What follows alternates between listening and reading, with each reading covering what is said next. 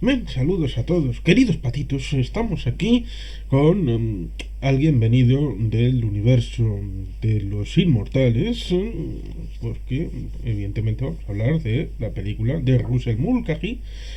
Es solo una, ¿verdad? Solamente había una Sí. película. Bueno, eso ya Bueno, veremos, ya ya lo llegaremos ahí. comentaremos un poco más adelante. Yo también comentaré un poco de las secuelas. Porque yo tuve la desgracia de ir a ver la segunda al cine. Mm, a descubrir in situ. ¡Oh, qué bien! Lo que nos están dando. ¡Qué alegría! Eso es. Pero bueno, la gente ya más o menos te conoce, experto en cine y demás elementos artísticos, lo cual ciertamente es interesante. Sí, Aunque, evidentemente, hay que reconocer que en principio íbamos a haber conversado de esta película a mediados más o menos de diciembre, antes de que tuviera dos experiencias que suelen ser habitualmente propias de la Navidad, como es mi amigo ya doctor, hay que celebrar, es doctor ya, Mariano López de Miguel, es doctor no en cine, sino en relaciones internacionales, ujú, especializado en el tema de Afganistán, los talibán y todas estas cosas que a veces pasan, pero muy bien. la gente quiere olvidarlo. Pues tuvimos dos conversatorios sobre Jungla de Cristal uno y 2 para celebrar la Navidad.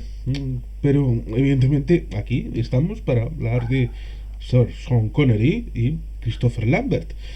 Mm, Eso es. Highlander, que resulta curioso ese cambio de nombre, que en castellano Claro, claro. Sí, sí. es Los Yo es que, Inmortales. sí, yo tengo un amigo al que no le gusta nada esta película. Y ese amigo, mi amigo Javi, dice que el título está muy mal puesto. Dice porque es engañoso. Dice, ¿por qué se llama Los Inmortales si no son inmortales? Es decir, se tendría que llamar Los Cuasi Inmortales o Los Inmortales si no les cortas la cabeza, ¿no? Hombre, podrían Entonces, llamarse Los Difíciles de Matar. Ahí está la conexión sí, con Jungla de Cristal. exactamente. O Los Inmortales de Muerte Natural, ¿no? Que dice también él. Porque, pues eso, el título original de esta película es Highlander, ¿no? Que, pues claro, los ingleses angloparlantes saben muy bien a qué se refiere, que es como denominaban a los escoceses que vivían en las tierras altas, de ahí viene Highlander, ¿no? O sea, no los escoceses de abajo, sino los que vivían en las tierras altas, las Sí. montañas, que son como los más aguerridos, los más fieros, pues lo que era Braveheart, ¿no? El personaje de Mel Gibson o Rob Roy, toda esta serie de personajes escoceses que se rebelaron contra los ingleses porque los Lowlanders, lo que vivían en la zona baja, pues eran más dados a pactar con el invasor, ¿no? Entonces, claro, la palabra Highlander en inglés y para ellos tiene unas connotaciones como de guerrero fiero, pues como si aquí dijéramos vikingo, ¿no? Pues vikingo ya tiene unas resonancias, o bárbaro, pero claro, eso se perdía, ¿no? Con el título. Highlander aquí no hubiera dicho nada, la gente no hubiera sabido ni siquiera lo que significaba, y entonces se decidió cambiar por Los Inmortales. Que A resulta pesar de que curioso porque digamos que la he vuelto a ver recientemente porque lo han emitido en una cadena y la he visto con mi mujer en Santander y resulta curioso esa traducción cuando en una de las partes dicen creo que en versión original it's a Highlander, en versión en castellano es un montañés y yo pensando bueno está sí, hablando de sí, uno de Reynosa, no sé. claro, claro, es que aquí o bien lo habrían titulado escocés o montañés Pero o el del eso Altozano, ¿no? ya, pero es Pero eso, hablar de sí, montañeses pues remite a la Cantabria de las guerras cántabras claro, y todo claro. eso. Y entonces, y pierde todas esas connotaciones que el término Highlander tiene y que no se hubieran entendido. Entonces, por eso la necesidad de cambiar el título. En la película, de hecho, normalmente cuando se refieren a él, o dicen montañés, o también lo llama escocés, ¿no? Dicen escocés, un poco refiriéndose al origen de este personaje. Pero sí, sí, hubo que cambiar el título porque aquí esa palabra no tenía esas resonancias. ¿Cómo Pero llegaron a eso, esto? son importantes. ¿Eh? Pero ¿cómo llegaron a esto? ¿Cómo se les ocurrió? Vamos a montar una película en la que haya gente que sea difícil de matar y vamos a meter un poquito de pasado, un poquito de presente ahí en el cóctel y por supuesto no explicamos cómo sucede esto, a diferencia de George Lucas que luego nos hablará de midichlorianos y todo esto, Claro. dejando Hombre, ahí en la nebulosa. la gracia de la película es que está todo. A ver, el guión, eso le doy la razón a mi amigo este que no le gusta la película, que el guión está muy traído por los pelos. El guión es un poco. Tiene muchas inconsistencias. También la gracia es eso, que no llegan a explicar nunca, pues eso, por qué son inmortales, de dónde vienen, por qué tienen que luchar entre ellos, por qué solo puede quedar uno. O sea, nada de eso se explica. Se da por supuesto lo cuenta Sean Connery en un momento de la película y ya, es una premisa fantástica y entonces la tomas o la dejas. De hecho, cuando intentan buscarle una explicación, que es en la segunda parte, pues la fastidian totalmente. Entonces todo esto parte el guionista de la película, ahora no recuerdo cómo se llama, pero resulta que tuvo un par de ideas que fueron, en un momento que estaba de viaje por Escocia, vio un traje de estos guerreros Highlanders escoceses expuesto en una vitrina, ¿no? Y se quedó muy impactado por esa imagen y entonces pensó en ese momento que cómo sería un personaje de esos viviendo en la época actual, ¿vale? Cómo se adaptaría y demás. Entonces esa fue una de las ideas que tuvo, que estaba en el germen de la película. Y luego comentan también que otra influencia que tuvo fue cuando vio la película de Ridley Scott, la de los duelistas. La película de Ridley Scott, que es la primera película que dirige así para pantalla grande, Los duelistas, está basada en un libro de Joseph Conrad y que narra el enfrentamiento entre dos oficiales del ejército napoleónico que por una ofensa que le hace uno al otro se van persiguiendo a lo largo de los años durante toda su vida para mantener un duelo que nunca pueden llegar a concluir, ¿no? Entonces esa idea de el duelo a lo largo de los años y lo de conjugada con lo de cómo sería un guerrero escocés, cómo se adaptaría a nuestro tiempo actual, pues al final, mezclando esas dos ideas, llegó a la historia de pues un guerrero escocés inmortal que se va enfrentando con otro a lo largo de los siglos.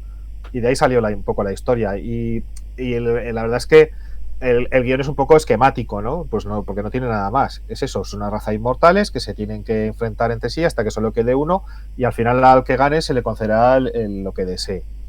Pero bueno, con esa premisa montaron una película que, bueno, pues es una de las películas de los años 80 del cine fantástico, pues míticas, ¿no? Porque se conjugaron muchos elementos ahí. La banda sonora de Queen, el debut de Russell Mulcahy, que era un director de videoclips, y se estrena con esta película como director de cine.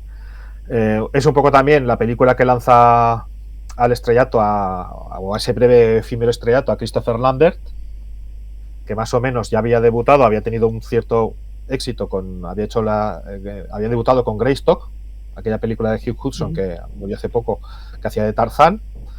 Después hizo una película con Luc Besson que se llamaba Subway, porque, bueno, Christopher Lambert es de origen francés. Y esta fue la tercera, porque Greystock creo que es del 82 o por ahí, 83.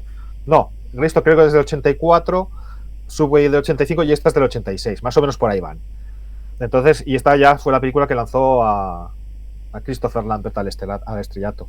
Y bueno, los pillaron a tres en un buen momento, tanto a Russell Mulcahy, a Christopher Lambert, se conjugó con el tema, era una película muy videoclipera, que en aquel momento estaba muy en boga, ese estilo de rodar, y bueno, y funcionó muy bien. Funcionó, bueno, tampoco fue un bombazo, pero funcionó lo suficientemente bien como para que luego se planteasen hacer incluso pues un par de secuelas y una serie de televisión. O sea que no está nada mal. Sí, ciertamente también ayuda el asunto de la música, porque en teoría van a coger a Queen para una canción, para una. Correcto. Pero se fueron animando, lo cual resulta interesante porque en el 85 fue el Live Aid en el que participa Queen, sí. Que se puede ver al final y al principio de la película de Bohemian Rhapsody, y también en el año 86, el 10 de julio, creo recordar que fue, el mítico concierto en Wembley, que coincide más o menos con el lanzamiento de esta película, con lo cual si acaban diciéndole a la gente, oye, ¿sabes Queen? Estos que has visto y que estás tan enamorado de estos, hacen toda la banda sonora, con lo cual además de la historia, los actores y todo esto, pues además el paquete viene con una bonita y rica música, con lo cual dices, está fantástico. Sí, así es. O sea, es que Queen estaba en un momento también de plena actualidad. Habían ya participado en la banda sonora de Flash Gordon en los 80, que el mítico Flash, ¿no? que todos recordamos lo que vimos en aquella época. Pero eso, digamos que un poco tuvo mucha más popularidad, fue una apuesta a largo. En principio solamente iban a hacer la canción del título de crédito inicial, Princess of the Universe. Pero luego, después de ver una muestra de la película, les pasaron 20 minutos de lo que habían rodado y demás, les gustó mucho lo que vieron les gustó un poco lo que era el argumento de la película y dijeron, pues hacemos hacemos varias canciones para todo el desarrollo de la película.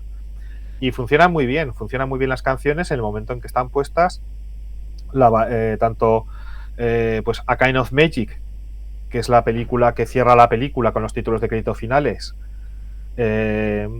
y hace referencia a dos momentos de la película, ¿no? Que aquí en el doblaje lo traducen como es un truco de magia, que es una frase que dice el personaje de Christopher Lambert en dos momentos de la película. Pues ese videoclip, además, que también estaba dirigido por Russell Mulcahy, pues funcionó muy bien. Y fue un tema que ese sí que llegó al número 1 en su momento. Estuvo muchos días en la lista de número 1, la Kind of Magic. Y con la balada de Who Wants to Live Forever, ¿no? Que quien quiere vivir para siempre, que es la balada esa que hay justo en la parte central de la película, de amor, funcionó muy bien, fueron temas muy populares y ayudaron mucho también al éxito de la película. Y además es una música que se conjuga muy bien con la banda sonora que hizo Henry Kamen para la banda sonora instrumental para el resto de la película, que también está muy bien, funciona muy bien, es muy épica, todo el mundo recordamos enseguida esos sonidos. Fue una conjunción de factores que hizo que funcionara muy bien. Yo la fui a ver al cine, además, claro, esta película yo también tiene una importancia para mí porque, mira, te puedo decir exactamente cuándo se estrenó. Fue en septiembre del 86. Y sé que fue en septiembre porque yo la fui a ver al cine, en concreto al Cine Mola de Zaragoza, que ya no existe, para celebrar mi cumpleaños. Yo cumplo los años en septiembre y fui para celebrar mi cumpleaños con un amigo mío que era el que era mi mejor amigo del colegio, Javier Almeida, y aunque cuando fuimos al instituto tomamos un poco vidas un poquito distintas porque él se fue a un instituto, yo me fui a otro, pero sí que para los cumpleaños y algunas ocasiones nos seguíamos llamando y seguíamos quedando. Y tiene una importancia muy importante para mí esta película porque yo la fui a ver con él al cine para celebrar mi cumpleaños, después nos fuimos por ahí. Y luego ya, después de esa ocasión, nos fuimos ya un poco distanciando y este amigo falleció joven en un accidente de coche. Y creo que es la última, no sé si es la última película que vi con él, porque solíamos quedar para ir al cine y yo creo que esta fue la última película que vimos juntos. Y yo no sé si también fue la última vez que quedamos o una de las últimas, ¿no? Pero desde luego la última que vimos en cine. Y por eso tengo asociado esa película a este amigo y a ese momento, ¿no? de mi vida y por eso tengo un cierto cariño, a pesar de que tampoco es de que sea de mis favoritas de los 80, pero sí es una película que me gusta y que tiene ese recuerdo. Y ya te digo, fue septiembre del 86. Eso lo tengo clarísimo. Cine Mola de Zaragoza, donde se estrenó. En mi caso, en septiembre del 86, yo estaba entrando en el colegio para, bueno, empezar mis 14 años en el colegio, que yo estuve hasta directamente los 18 en el mismo colegio. Sí. Pero ciertamente la biografía de Freddie Mercury, incluso aunque uno solamente haya visto Bohemian Rhapsody, puede entender la imbricación de los temas que establece en la película con su propia percepción de la vida. Con lo cual, ciertamente, seguramente fue el factor Freddie Mercury el que dijo: esto me interesa porque está contando cosas que a mí me preocupan. Sí, no, y Brian May también yo creo que a Brian May también le gustó mucho la película. De hecho, yo creo Freddie Mercury, yo creo que compuso el tema de Princess of the Universe, no sé, y Brian May el de la balada. Entonces yo creo que a los dos les gustó, porque Brian May yo creo que también es un gran cinéfilo que le gusta mucho el cine y está muy conectado con el mundo del cine. Y yo creo que a los dos la película les llamó, yo creo que les gustaba mucho el tema fantástico, por eso participaron también en Flash Gordon y decidieron implicarse en esta película. Porque se barajaron también otras opciones, se barajó también si la iba a hacer Sting, que incluso se le barajó también a él como protagonista de la película, o David Bowie también se le contactó por si quería hacer la canción antes de dar con Queen, ¿no? Entonces hubo varias opciones de gente que estaba en los años 80 en aquel momento, pues muy en boga en su momento, pero al final pues dieron con Queen les gustó y fue una reunión que funcionó muy bien.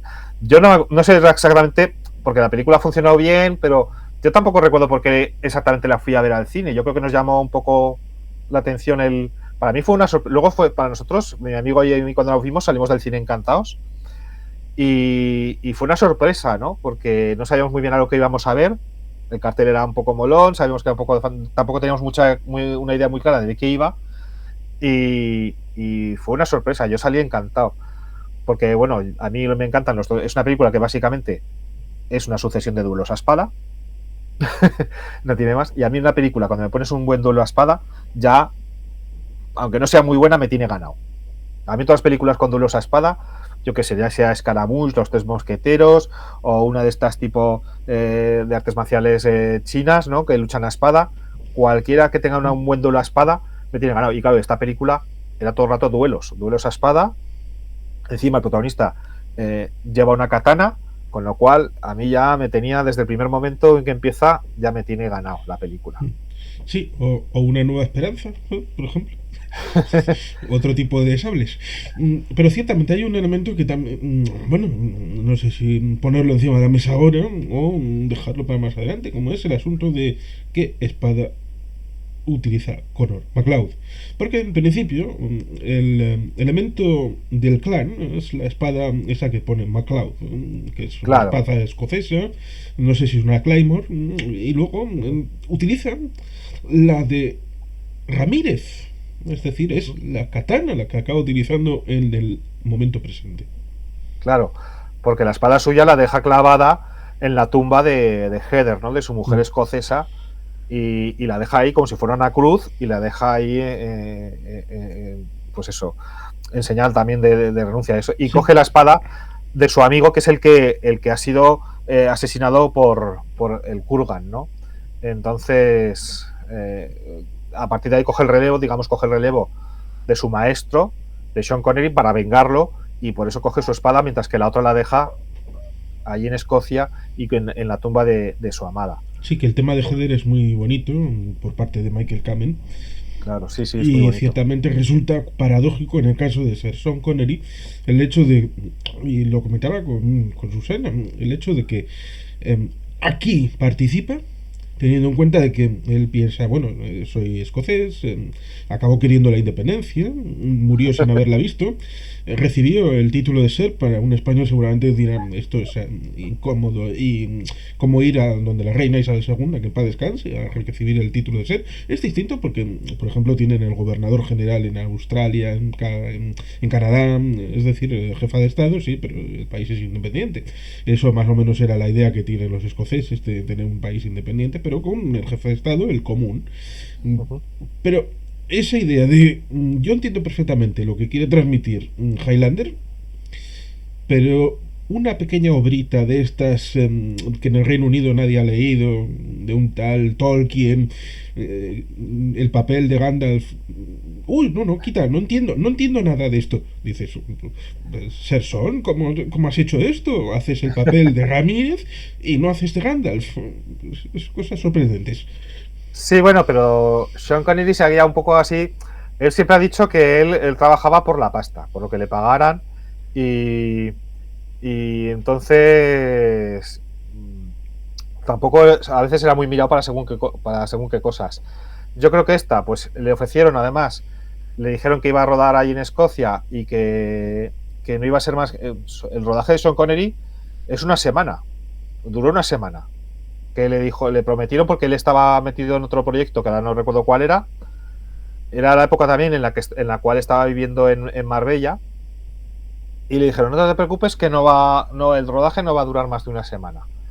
Y él no se lo creía, dice, se apostó con el director de que se iba a pasar de tiempo, y no, estuvo en una semana, rodaron toda la parte de Sean Connery, que luego en definitiva parece que es más, porque es un personaje que tiene tanto carisma, que llena tanto la pantalla, pero son 10 minutos de metraje lo que está Sean Connery en pantalla, nada más.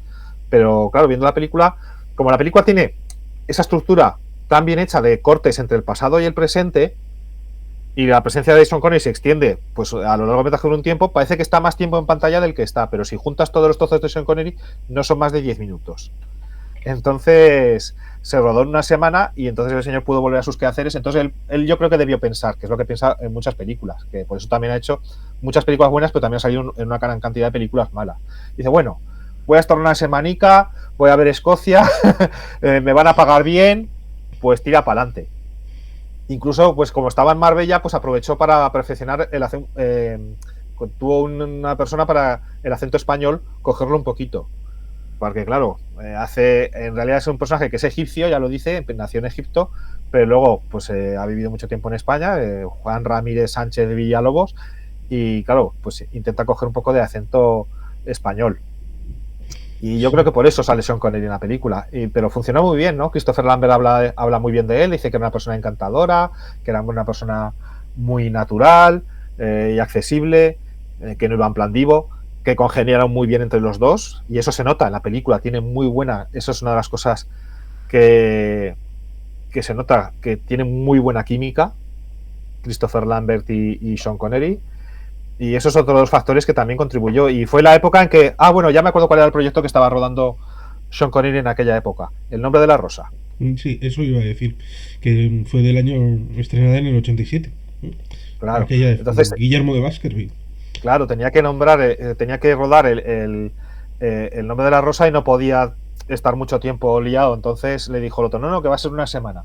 Y coincidió con esa época en que tuvo Sean Connery ese revival gracias también al nombre de la rosa. Y luego llegaría, pues, eso, o sea, también Los Intocables, etcétera. Tuvo ese momento en que volvía a resurgir su figura. Y coincidió también en ese momento que hizo Los Inmortales. Con lo cual, eso también benefició a la película. O sea, fueron una serie de factores que se fueron juntando y al final lograron que la película funcionara muy bien, cuando en principio era una película más, yo pues creo que era más modesta, sin muchas pretensiones. Y bueno, y luego pues esa forma moderna de que está rodada. Yo creo que la película, ahora que la he vuelto a ver, bueno, la tenía muy, muy presente porque la he visto muchas veces. Pero bueno, le he vuelto a echar un vistazo por encima ahora para este conversatorio. Y claro, tiene unas cuantas ideas. Yo creo que una de las cosas que a mí cuando la vi en el cine más me llamó la atención y a la gente que la vio es cómo están filmadas las transiciones entre el presente y el pasado. Están muy bien, son muy ingeniosas, se suceden de una forma muy natural, ¿no? La primera, por ejemplo, cuando después del duelo en el aparcamiento, Sí, que no era un aparcamiento, era un mercado, y sube la cámara, vemos que pasa al techo, y del techo del aparcamiento pasa directamente al suelo de la tierra escocesa donde están el pueblo de los MacLeod.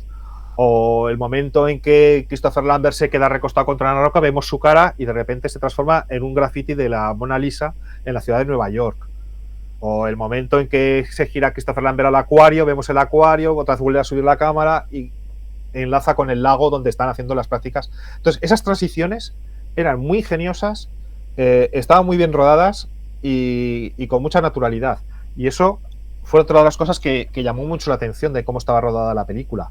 Y luego algunos movimientos de cámara, porque utilizaron una cámara tanto al principio de la película, durante el combate en el Madison Square Garden, que hay un momento que se ve la cámara que parece que haya un dron, porque va girando por encima, acercándose a los combatientes en el ring, se aleja, y eso se vuelve a utilizar en la escena final del duelo, en ese local, ¿no?, donde estaban esos estudios que parece que son unos estudios y que hay una cristalera al fondo y la cámara vuelve otra vez a girar. Y eso estaba rodado con una cámara experimental nueva que iba montada en unos cables. Iban unos cables para poder hacer todo eso, y la cámara se dirigía desde un ordenador. Y entonces la teledirigían y por esos cables podía hacer esos movimientos que eran algo, en aquella época fue muy, muy novedoso. Fue una forma de rodar muy, muy nueva. Entonces tenía esa serie de cosas y de cuestiones, y ese aire videoclipero que le da a Russell Mulcahy. Hay momentos que son puro videoclip, ¿no? La escena pues de sexo entre los dos protagonistas es puro videoclip.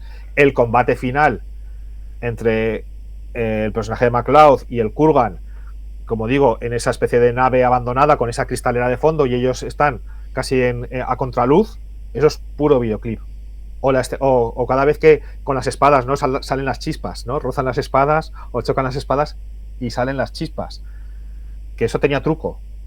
Estaban el truco era que para que salieran chispas, porque de normal no salen así, lo que tenían era que unos cables que pasaban por las mangas de los personajes, y esos cables estaban conectados a unas baterías de coche.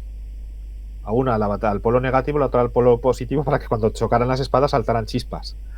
Entonces, también eran efectos artesanales eran efectos muy ingeniosos algunos, pero muy artesanales. Porque en definitiva era una película que estaba ahí, que no llegaba a ser del todo serie A, era un poco también serie B. Es decir, los rayos que salen, los rayos, o la escena final cuando a Lambert le entran toda esa especie de espíritus, se nota que está hecho por animación, por dibujo animado. Y en la escena final incluso, cuando Lambert se eleva por el aire, se notan los cables que lo sujetan. Sí. Si lo miras, no sé si es en la versión que has visto tú, pero yo la que tengo en la versión que tengo, Susana vio los cables. yo la tengo en la versión esta en DVD, que no es una edición muy buena, pero bueno, no tiene muchos extras más que una entrevista con Lambert. Pero ahí al final, de hecho, pusieron tanta parafernalia al final con el premio, con esos demonios que se ven, que no sé qué, que para intentar disimular que luego en pantalla no se vieran los cables. ¿No? Y aún así los técnicos le dijeron a dice, aún así se van a ver. Dice, bueno, es igual. La verdad es que en el cine, cuando la ves en el cine, no canta. No te das ni cuenta. Luego, cuando la ves en televisión, si te fijas un poco, se ven los cables que lo sujetan. Pero bueno, da igual. Es una película que estaba ahí entre la serie B y la serie A, muy modesta. Yo creo que era una película sin pretensiones. Y al final funcionó incluso mejor de lo que cualquiera de ellos esperaban, yo creo. Sí, no podemos olvidar que hubo dos películas de los años 80 con otro contenido y otra realidad, pero que en principio también estaban destinadas a ser serie B, pero que luego fueron algo distinto, como fueron Depredador y Terminator. Correcto. Lo cual ciertamente sí. Sí. No hay que despreciar eso, que tiene menos dinero, pero yo con Terminator he tenido hemos tenido algún debate, discusión en el grupo de cine en el que estoy sobre si es serie A o serie B. Yo estoy convencido, la primera Terminator era serie B. O sea, de hecho, pues algunos efectos especiales del final que son stop motion, ¿no? Los Harryhouse, el robot que se ve al final está hecho todo por stop motion de una forma bastante... Yo creo que era serie B. Lo que pasa que luego, claro, tuvo tanto éxito que la segunda ya es serie A completamente, es una gran superproducción, pero la primera no, era muy modesta y también fue del año 84 Terminator y fue un bombazo. Y Depredador, pues lo mismo, ¿no? Era una película de acción, una premisa muy sencilla y que también son películas que yo creo que por precisamente esa falta de pretensiones acaban funcionando tan bien. Porque no se esperaban tampoco más que lo que pretendían ser, un producto de entretenimiento, sin más. Y al final, pues bueno, se convirtieron un poco casi en películas de culto. Sí, ciertamente, que tuvieron repercusión. Pero ciertamente, en principio... Disculpas. Yo no soy inmortal, ciertamente. Bueno, pues tenemos una situación en dos tiempos, en principio, aunque luego van metiendo cosas como son en 1536, lo dice el portaestandarte, el año 1536 trae a la victoria al clan MacLeod. Vale, fantástico. No fue el caso, no. Spoiler, no. Pero ciertamente luego tenemos en 1985-86, que es en el que se supone que es el momento presente de la película, que son 450 años.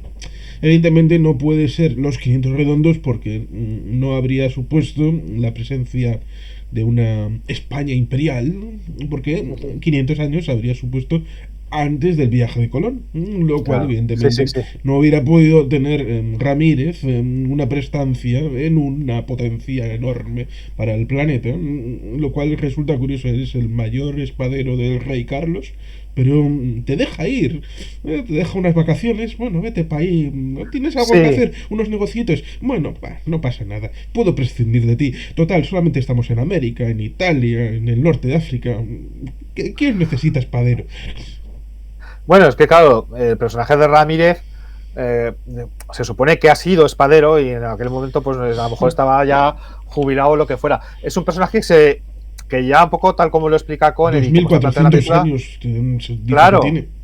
Claro, es un personaje que sabemos que ha vivido mucho, probablemente es de los inmortales más antiguos, porque nos cuentan que han ido naciendo a lo largo del tiempo, que Lambert precisamente el último que nace y el que cierra el círculo para que todos puedan empezar a combatir y a matarse unos a otros.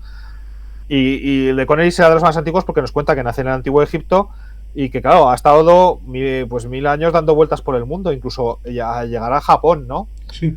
Que es donde resulta la interesante porque ciertamente hay una expedición, Rata y Magui, que sale de Egipto en unas épocas plausibles y viaja porque no podía ir por el estrecho de Gibraltar, baja por el Mar Rojo para India y se conoce que en algunas islas del Pacífico próximo a las Filipinas hay estelas que están seguras de esta expedición Ratamagui. Eh, Dicen las malas lenguas que también pudieron llegar a América, pero ya digamos que sin billete de vuelta, con lo cual ciertamente era plausible que alguien del antiguo Egipto pudiera haber llegado a Japón. Pero claro, ahí tenemos ese elemento que está vinculado con la fantasía, porque dice, en el 400 y pico antes de nuestra era, eh, Matsumoto, creo recordar que era, el padre de la chiquilla, no me acuerdo el nombre.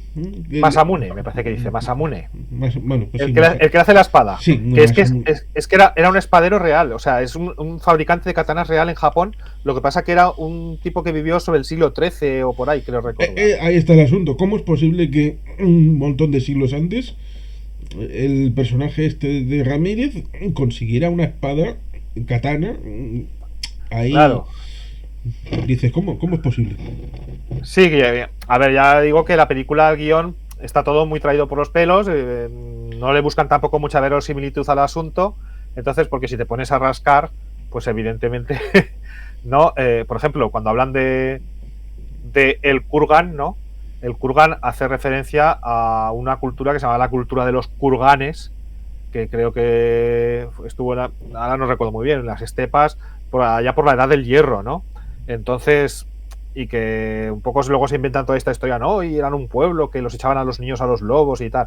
Bueno, yo creo que simplemente lo de Kurgan le sonó bien, ¿no? Lo de los kurganes, que es una cultura histórica realmente, y que creo que yo lo estudié en la asignatura de prehistoria, y entonces dije, pues este que se llama el Kurgan, y lo llaman así y ya está. Sí, ¿Y qué pinta luego ese tío en Escocia? Suena pues bueno, brutal. no sé. Sí, ¿no? Y con ese casco de lobo que lleva. Pero bueno, coge una serie de elementos para montar una historia fantástica que tampoco hay que buscarle más. O sea, es un poco el juego que te propone la película y que entras o no entras, ¿no? Es decir, cuando le cuentas a Sean Connery rápidamente para que... Es como el prólogo, ¿no? El prólogo que sale antes de empezar la película, sobrescrito en pantalla, que por cierto es la voz de... lo lee la voz del doblador de Connery, porque en la versión original también lo lee Connery, ¿no? Dice, siempre hemos estado entre vosotros, nunca habéis sabido nuestra existencia hasta ahora. Bueno, pues es para ponerte un poco en situación, y luego es cuando ya le cuenta a Lambert un poco de qué va todo, ¿no? Pues eres inmortal. Dice, pero ¿y esto por qué? Dice, ¿por qué sale el sol todas las mañanas? ¿Por qué brillan las estrellas en el cielo? ¿Quién lo sabe? Pues y ahí se queda. Dice, pues es así y punto.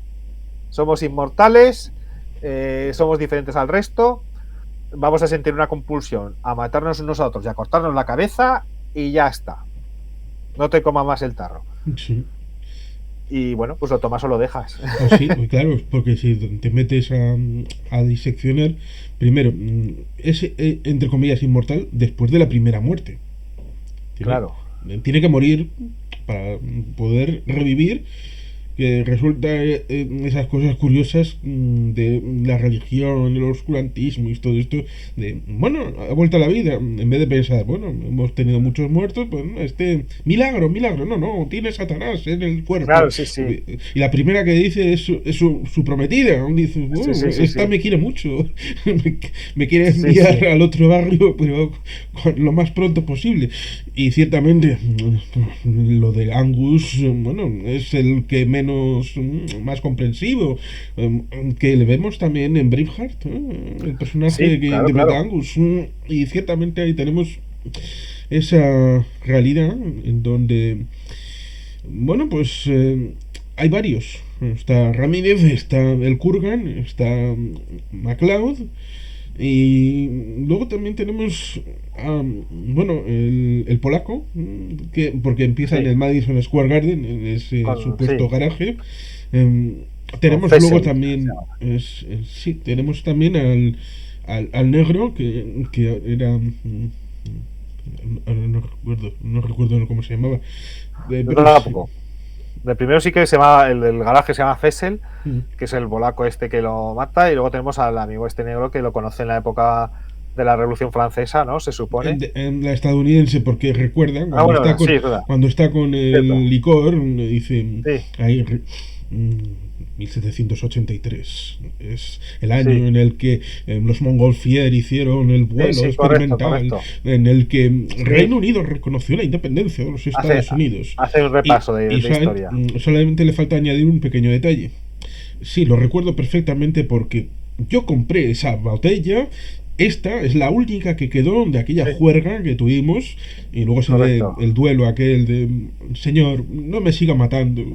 Sí, sí. Siento haberle llamado fósil, Fósil gordo. cuaternario. Que Y, yo cuando vi la película pensé, no digo, bueno, no sé si en aquella época ya tenía muy claro lo que eran los fósiles cuaternarios y esas cosas, ¿no? O sea, no sé si es un gazapo o no, pero si dice, siento haberle llamado a su mujer fósil cuaternario. Y entonces el otro se carga al criado. Dice, señor, dispárele, que así seguro lo mata. sí, Y al final, a este no lo puedo matar, pero a ti sí, sí. sí. Yo recuerdo que ese gag nos hizo mucha gracia cuando lo vimos en el cine. Cuando ya era crío, o sea, pues esos 16, 17 años con mi amigo, y nos hizo mucha gracia ese gag del duelo, del tío que no se muere, que va con la peluca, se presenta borracho al duelo, con la peluca al revés, y tuvo su gracia, ¿no? Era una película que, bueno, estaba un poco. Ese es el tono, ¿no? De que nunca tampoco se toma demasiado en serio a sí misma. Y Sí, eso lo notas en los incluso, detalles. incluso la muerte de Heather, que la ves con una piel tan tersa. Sí, el pelo Sí, blanco, sí, el pero pelo blanco, claro, la claro, piel sí. está tersa y le dice: Sí, querido marido, ¿cómo es posible que te hayas mantenido tan joven? No, tú que me ves bien. sí, Bueno, sí, sí, cuando sea mi cumpleaños y yo ya no esté, me pones ahí una velita y recuerdas que me quisiste mucho. sí, sí. No, pero la película tiene esos destellos de humor, gamberro, a veces, ¿no? Eh, que también le sienta muy bien y quiere ver esa falta de pretensiones, ¿no? Por ejemplo, el personaje de este, que yo creo que es una especie de versión del Punisher, ¿no? Que también Mm. estaban aquí, empiezan en los cómics por aquella época, y que hace referencia a todos estos personajes que estaban interpretando Stallone, Chuck Norris en el cine por aquella época, Cobra y todos estos vengadores callejeros, ¿no? Entonces tenemos a este personaje que sale en su coche con su metralleta y, y a cazar, ¿no? Sí, Y tiene la desgracia de que se encuentra con el Kurgan. pero si alguien piensa en una comparativa entre este actor y John Berthel, no, no, mejor no. No, no, pero tenía esos toques de humor porque luego cuando está entregando a la policía dice, joder, dice, soy excombatiente de no sé qué, llevo una K-40 de no sé cuántos, llevo no sé cuántas tal, dice, y no me siento seguro, porque el otro le ha clavado la espada. Pues tenía sus toques de humor, o cuando el Kurgan entra en la iglesia, ¿no? Que es territorio. Tampoco dicen, ¿y por qué? Bueno, pues porque han puesto esas normas. Dice, es territorio sagrado, aquí no nos podemos matar. Pues vale, las iglesias no se matan y ya está. Y entonces entra el Kurgan en la iglesia y lo primero que hace es apagar las velas, ¿no? Pam, pam, pam, pam. En vez de encenderlas, las apaga. Y luego van las monjas, les saca la lengua y les provoca. Entonces tenía ese tono de humor gamberro que demuestras que estás en una película, pues bueno, una película de pasártelo bien, ¿no? Que no se toma demasiado en serio a sí misma y que simplemente es eso, es ir a pasar un buen rato, a divertirse, viendo duelos a espada, viendo a estos personajes. No hemos dicho, también es la película que aparte de lanzar a la fama, entre comillas, a Christopher Lambert, porque Christopher Lambert ha tenido una carrera cinematográfica un tanto errática, pero sí que, por ejemplo, lanzó también a la fama a Clancy Brown, que es el actor que hace del Kurgan, que tiene este físico tan peculiar, tan alto, tan fuerte, esa cara de malo, ¿no? Y que a lo largo de los años sí que más o menos lo hemos ido pudiendo ver en muchas películas de secundario y es un muy buen actor. Recordemos su papel en Cadena Perpetua, donde está también maravilloso, ¿no? Y ese sí que ha ido teniendo más o menos una carrera como actor secundario en bastantes películas, algunas incluso, pues eso, de mucho prestigio. Y yo creo que esta fue también la primera la película que lo lanzó, Era a Clancy Brown. el jefe de guardias. Eso es, en Cadena Perpetua, el jefe de guardias también una mala bestia. Pero incluso yo recuerdo también haberlo visto en alguna otra película haciendo también de algún personaje positivo, ¿no? Que normalmente siempre hace de malo porque, claro, con ese físico, esa cara y esa altura, hace de malo, pero en alguna otra película también lo he visto en alguna otra interpretación más positiva y es muy buen actor. Sí, normalmente se suele tener una tendencia. Y a veces algún director que trata de aprovechar para romper esa mirada, como por ejemplo como Sergio Leone, en Hasta llegó su hora, en la idea de vamos a ver un personaje que mata niños, y luego va a la cámara y dices, ¡oh! Es Henry Fonda, no puede ser. Sí, sí, sí, sí, sí. Henry Fonda, que le llamaban Babyface, ¿no? Porque tiene esa carita así poco. E incluso ahí está la anécdota cuando hizo esta película que le propuso Henry Fonda, porque claro, Henry Fonda tiene unos ojos muy azules, muy de. Y Henry Fonda le dijo a Leone de ponerse lentillas y poner para cambiarse el color de los ojos, ponerse los ojos más oscuros, marrones, porque claro, dice, no, con estos ojos tan azules y tal. Y dijo Leone, no, no, no, no, no, no, con tus ojos, con tus ojos. Y Y además claro, cuando ves esa mirada. conceptualmente tiene significado, porque el que está esclerótico perdido y que está buscando la conexión con ferrocarril de costa a costa, ha salido de una costa, pero no verá la otra. Eso es. La búsqueda del azul del mar lo tiene en su sicario, en los ojos. Claro, claro.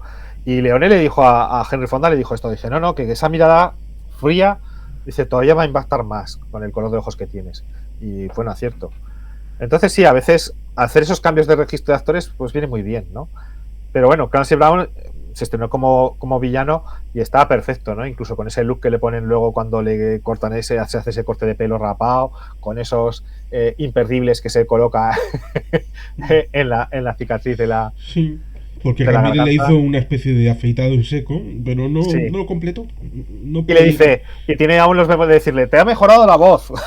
Cuando le hace el corte en la garganta, y dice, que mira, otra de las influencias de la película, porque la película está sobre todo muy influenciada por el videoclip, es evidente, ya lo hemos comentado, pero otra de las influencias que tiene esta película es el cómic, los cómics de fantasía heroica, los cómics un poco que se estaban publicando también en los años 80, pues sobre todo en Metal Harland, en esta revista francesa de ciencia ficción, donde dibujaba Moebius y todos estos, Richard Corben, toda esta gente, ¿no?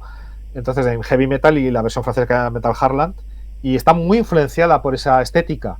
Entonces, toda la escena del combate entre Kurgan y Ramírez en ese torreón donde vive el personaje de Lambert con Heather, y que van subiendo por la escalera dando espadazos, y a medida que van dando espadazos van destrozando la torre hasta que al final solo queda la escalera, con esa imagen al final donde están en lo alto de la escalera Ramírez y el Kurgan, ¿no? Y con los rayos de fondo, eso es pura viñeta de cómic. Sí. Está sacado directamente parece una ilustración, no sé si de Fraceta o de algunos de estos ilustradores, pero es pura viñeta de cómic. Y entonces esa influencia se nota también mucho a lo largo de la película, ¿no? Que tiene mucha influencia de cómic. Sí, que tal vez alguien diga, está desmintiendo el episodio 3, porque todo el rato Ramírez está por encima. Y Obi-Wan nos dice a Anakin, Sí. domino la parte alta. Aquí es al revés. El Kurgan, que está por debajo, es el que acaba dominando.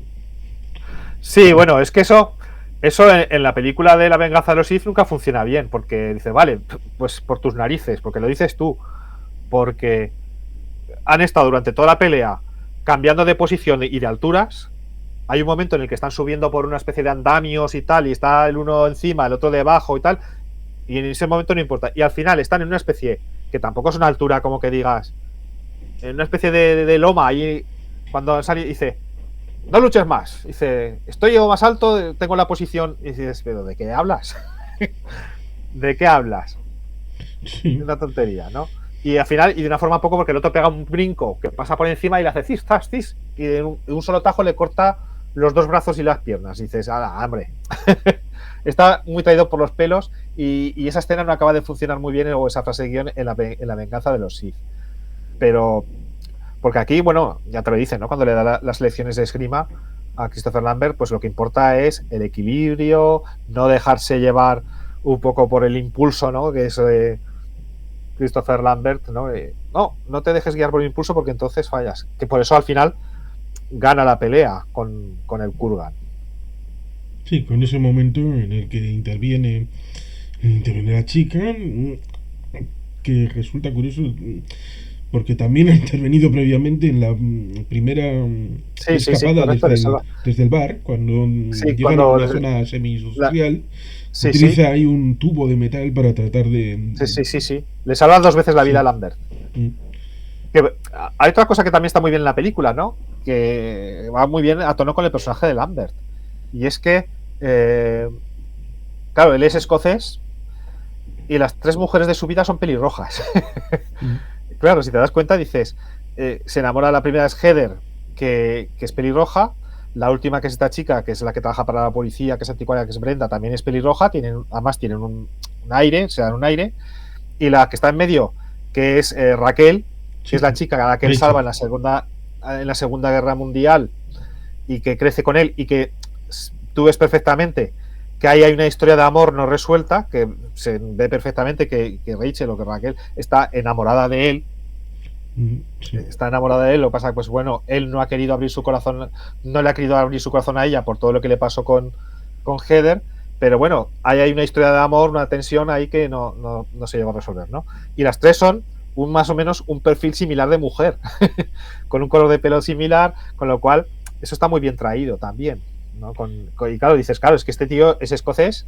También, bueno, la primera novia que tiene en el pueblo, que es la que lo echa después, también es pelirroja y también tiene también un perfil similar. Entonces es que a este le van el mismo tipo de mujeres, aunque hayan pasado 400 años. Va a cambiar de gustos. Yo creo que el personaje de Rachel es más una relación paterno-filial. Para él sí, pero para ella, yo creo que, o sea, yo creo que la forma a ella, en cuando le toca la cara, yo creo que ella es un amor platónico para ella. Lo que pasa que, como han tenido siempre esa relación, y él no se ha querido abrir, porque ya lo dice, pero yo creo que ella está enamorada de él. Ella, pues empezó eso, pero a medida que ha ido creciendo se fue enamorando de él. Lo que pasa que lo que vemos, ¿no? Que hubo un momento que ya envejeció y él sigue manteniéndose joven. Sí, y además ahí, claro, ahí como la conoce siendo niña, ahí no canta como con Heather, que Heather dices, oye, pero si simplemente le han puesto el pelo blanco, pero sigue teniendo la piel igual de tersa, no ha envejecido nada. Claro, la otra sí, porque sale siendo una niña y luego ya es una actriz madura, adulta, que en la que efectivamente vemos, ahí sí que ves ese cambio, ese paso del tiempo y cómo esa historia de amor no ha podido ser porque ya la ha sobrepasado en edad.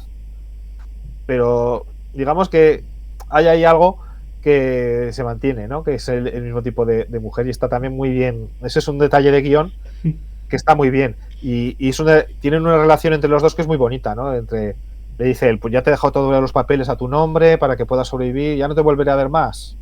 Dice, no.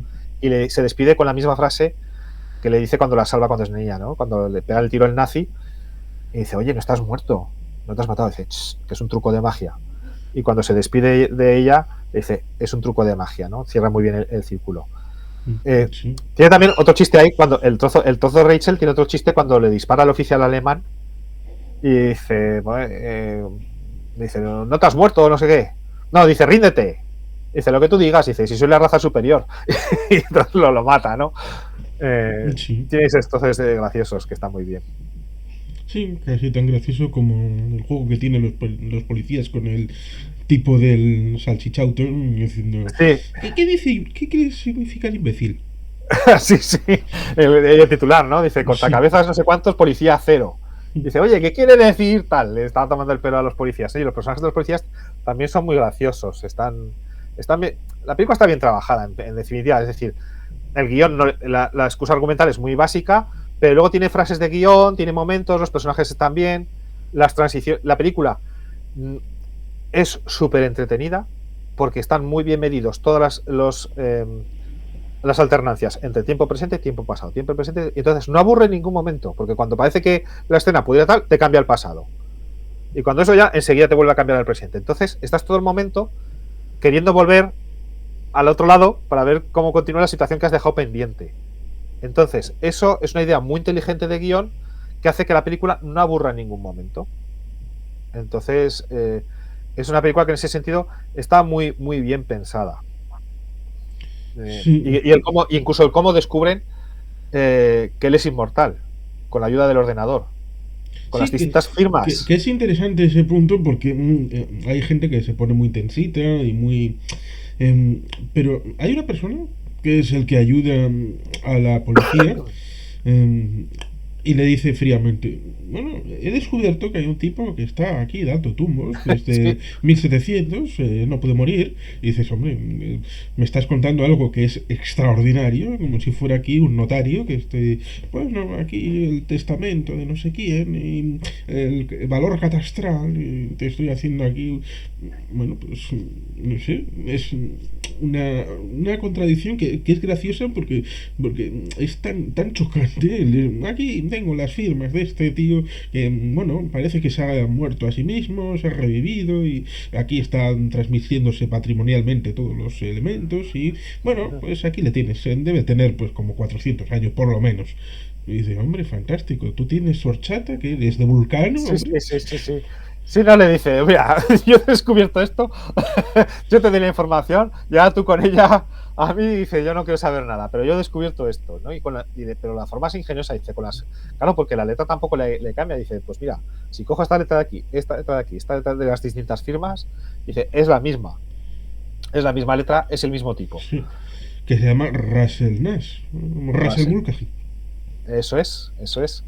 Entonces, eso está muy bien, muy bien.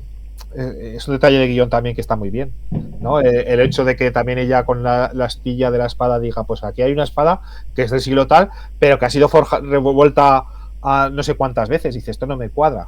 Entonces, como todos los detallicos van funcionando, y eso, a mí me gustan esos detalles, ¿no? Todos los recuerdos que tiene Christopher Lambert en esa habitación.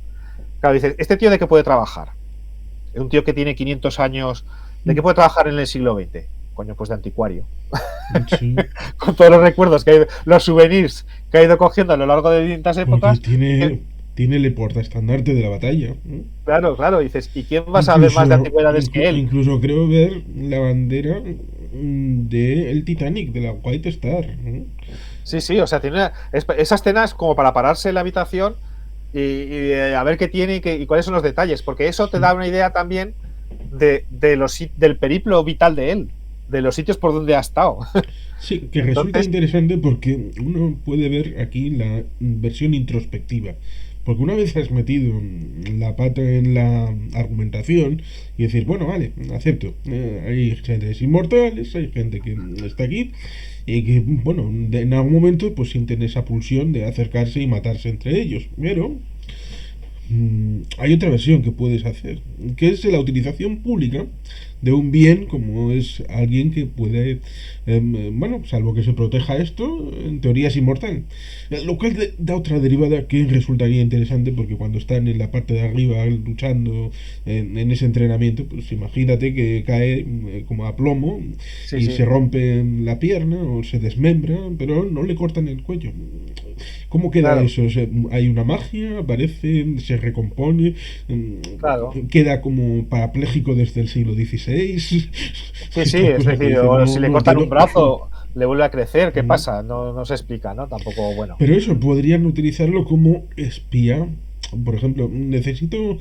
imagínate, esta típica recreación. Estamos en el siglo XVI, en ese momento en el que la Armada Invencible va para allá, y está Drake jugando a las damas con su jefe ahí en Bristol, o donde sea, diciendo, bueno, ya han partido. Y dice, bueno, tranquilos, tengo aquí la flota y saldremos. Y de repente, ¡boom! Se oye una explosión y seguida de otras. Miran y, coño, ya no tenemos flota. ¿Y qué ha sido? Pues Ramírez andando por debajo por unas No dejar minas, agua. unas Claro, minas y claro. ya está, flota y ya está. Y dice, fantástico. Sí, sí. O en Claro. el día de la partida de la flota que va a atacar Pearl Harbor, bueno, ahí los japoneses saludando, bueno, adiós, bueno. Y en un momento cuando, ¡boom! Pues dices, ya no podemos atacar, la flota se ha ido, pero al más allá. Podrían utilizarles para eso, para ir a un determinado lugar, a coger archivos. Claro, claro. Si además pueden pasar por debajo del agua, o sea, pueden respirar debajo Pero del agua, aquí con lo tienen cual. esa idea intimista, la más, la distinta. En vez de Bueno, prevención pública, de aquí vamos a ocultarnos, que no sepan de nosotros. Claro, es que la idea que quieren transmitir es esa, ¿no? Vamos a intentar pasar desapercibidos entre el resto de la gente, porque ya le dice Ramírez, dice, la gente no lo entiende, la gente nos odiará, nos perseguirán, porque esto no, como te ha pasado a ti en tu aldea. Entonces ellos lo que intentan es pasar desapercibidos hasta que se encuentran unos a otros. Y claro, la idea a mí esa me parece buena, ¿no? Dices, pues este tío de qué puede trabajar, pues evidentemente algo que tenga relación con la historia, porque quién va a saber más que él, y pues de anticuario. Entonces el hecho de que él sea anticuario en el presente, pues está también muy bien traído. Entonces la película tiene cosas. Hay una cosa que no hemos comentado, una anécdota que la cuenta Lambert en el extra del DVD y también en algún libro que he leído, y es que las primeras escenas de Escocia, del clan MacLeod, cuando se enfrentan en batalla contra el otro clan, esa la rodaron en Escocia realmente, ¿no? Y con extras que eran escoceses, gente que habían sacado, pues eso, de la universidad, con esas pintas de guerreros. Y Lambert dice, al principio, claro, empezamos a rodar por la mañana, y por la mañana todo iba muy bien, pero luego a medida que iba avanzando el día se empezaba a empeorar, empezaba a lloviznar, dice, el clima escocés, el frío. Dice, esta gente empezaba a beber, dice, porque bebía mucho. y venga. Y cuando tocaba rodar las escenas de la tarde estaban completamente borrachos ya. Dice, y entonces cuando llegaba la batalla se pegaban de verdad. O sea, porque no medían bien, estaban ya tan borrachos y tan bebidos. Dice que todo el rato tenía que acudir el médico, enfermera, no sé qué, a curar heridas, porque dice, además, si te fijas bien en la batalla, ves que algunos van ciegos, o sea, que ¡boom! O sea, no miden bien las distancias, se pegan unos contra otros, dice, se están pegando de verdad, porque estaban completamente borrachos. Y claro, dice, no hacíamos más que curar heridas de gente sangrando. O sea, muchas veces la sangre que se ve, sangre de verdad, que se hacían ellos al pegarse con la astal. Y cuando el director dice, oye, pero y ellos decían que era muy divertido. Dice, no, es que es divertido, es así. Pues que se pegaban de verdad porque estaban borrachos. Dice, claro, con el frío que hacía, empezaban a beber. Durante la comida bebían whisky por aquí, whisky por allá. Y cuando llegaba la hora de rodar las escenas de la tarde, ya estaban completamente. Y dice, aquello era un sin Dios. Dice, venga a pegarse empujones, venga a tirarse unos encima del otro, venga a darse con las espadas. Y se hacían heridas. Es como, bueno, y Lambert también cuenta que, claro, que él tuvo que hacer una gran preparación intensa de manejar la espada, porque, claro, Lambert es un actor que eso ya se vio cuando hizo Greystock, que tiene esa mirada tan particular, esa mirada un poco tan intensa, ¿no? Que con ese ceño que pone así, porque Lambert es muy miope. Es uno de los grandes miopes de la historia del cine. Es muy miope. Necesita gafas y sin gafas no ve nada. Y no lleva lentillas. Entonces, claro, en Tarzán tenía esa mirada que así un poco que le hacía parecer más animalesco y demás, pero es mirada de miope. Y claro, y aquí dice que, claro, él también rodaba sin gafas. Él sin gafas no ve en un burro y tenía que practicar muy bien los movimientos con la espada porque sus oponentes estaban acojonados porque, claro, como él no ve... dice, teníamos que ensayar mucho porque temían en todo momento que yo no midiese bien las distancias y les fuese a dar con la espada. Dice, porque es que yo, dice, soy un cegato de narices. Y sí, y él no se pone lentillas, o sea, él, y por eso tiene esa mirada tan peculiar y tan particular, ¿no? Que mira que parece que está mirando siempre así, muy intensa, y es porque es miope y no ve. Pues que casi hace salami con los oponentes. Sí, dice, pues por eso dice que antes se pegaban muchos meses haciendo las coreografías de las luchas, que las luchas de espada estaban muy medidas, muy coreografiadas para no tener accidentes. Porque al principio dice, sí, utilizamos espadas de plástico y tal, pero luego ya utilizábamos unas que sí que podían hacer más daño. Entonces había que tener mucho cuidado y en todas estas películas siempre unos meses antes empezábamos a practicar con la coreografía y tal. Entonces todos los duelos están muy bien. Están muy bien los duelos, además, porque además otra cosa que también tiene muy es para fijarse, es que cada contendiente tiene su estilo de lucha, tiene su manera de luchar y de manejar la espada. Entonces hasta esos detallicos se fijan, ¿no? El Kurgan tiene una forma de agarrar la espada y de luchar, Ramírez tiene otra, más al espadachín más elegante, Entonces eso está todo muy bien trazado, muy bien hilado. Sí, algo que puede incluso vincularnos con el personaje de la malvada en Vida Negra, ¿eh? Que Ujú. va cogiendo los estilos de lucha de los Vengadores y lo funde en un mismo cuerpo. Lo cual ciertamente podríamos decir que más o menos cuando matas al oponente, interiorizas todo lo que es en sí mismo y vienes a ser un rival más duro, Ujú. ¿no? Más o menos. Sí, bueno, porque claro, aquí se supone que cuando matan a un rival, le cortan la cabeza, la energía interior que tiene le pasa al que lo ha vencido, la absorbe. Entonces, absorbe, no sé si sus habilidades también, pero su energía entonces se van haciendo más fuertes. Y entonces, claro, cuanto más rivales matas, mmm, más fuerte te haces, más difícil eres de matar, ¿no? Por eso al final tienen que quedar, los dos que quedan se supone que son los más fuertes. El Kurgan es el que va intentando, porque hay algunos que se supone que se van escondiendo porque no quieren luchar o demás, pero claro, se va en su perjuicio. Mientras que el Kurgan los va buscando porque lo que quiere es hacerse más fuerte para llegar con el máximo de fuerza posible hasta el combate final. Entonces, esa es otra idea que está ahí y que también yo creo que está un poco cogida también de los cómics de superhéroes, ¿no? Eso de ir absorbiendo los poderes y la energía. Es una película que toma muchas influencias de muchos sitios. Entonces, yo creo que del cómic, sobre todo, hemos hablado de la película de los duelistas, las novelas estas de escoceses que escribía Walter Scott, también están por ahí. Es decir, hay muchas influencias que están pululando por ahí y que, bueno, pues han hecho ahí un cóctel y que funciona muy bien. Y claro, le pones ya la música de Queen y demás, pues entonces ya tienes un producto pues ganador, ¿no? Para los años. Un Sí. producto muy ochentero, muy de su época, además.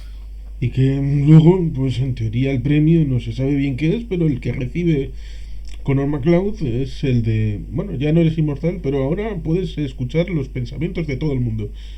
Claro. Puedes meterte en la mente. Un poco como aquella película de Mel Gibson que Sí, se metía en la mente, en este caso solamente de las mujeres.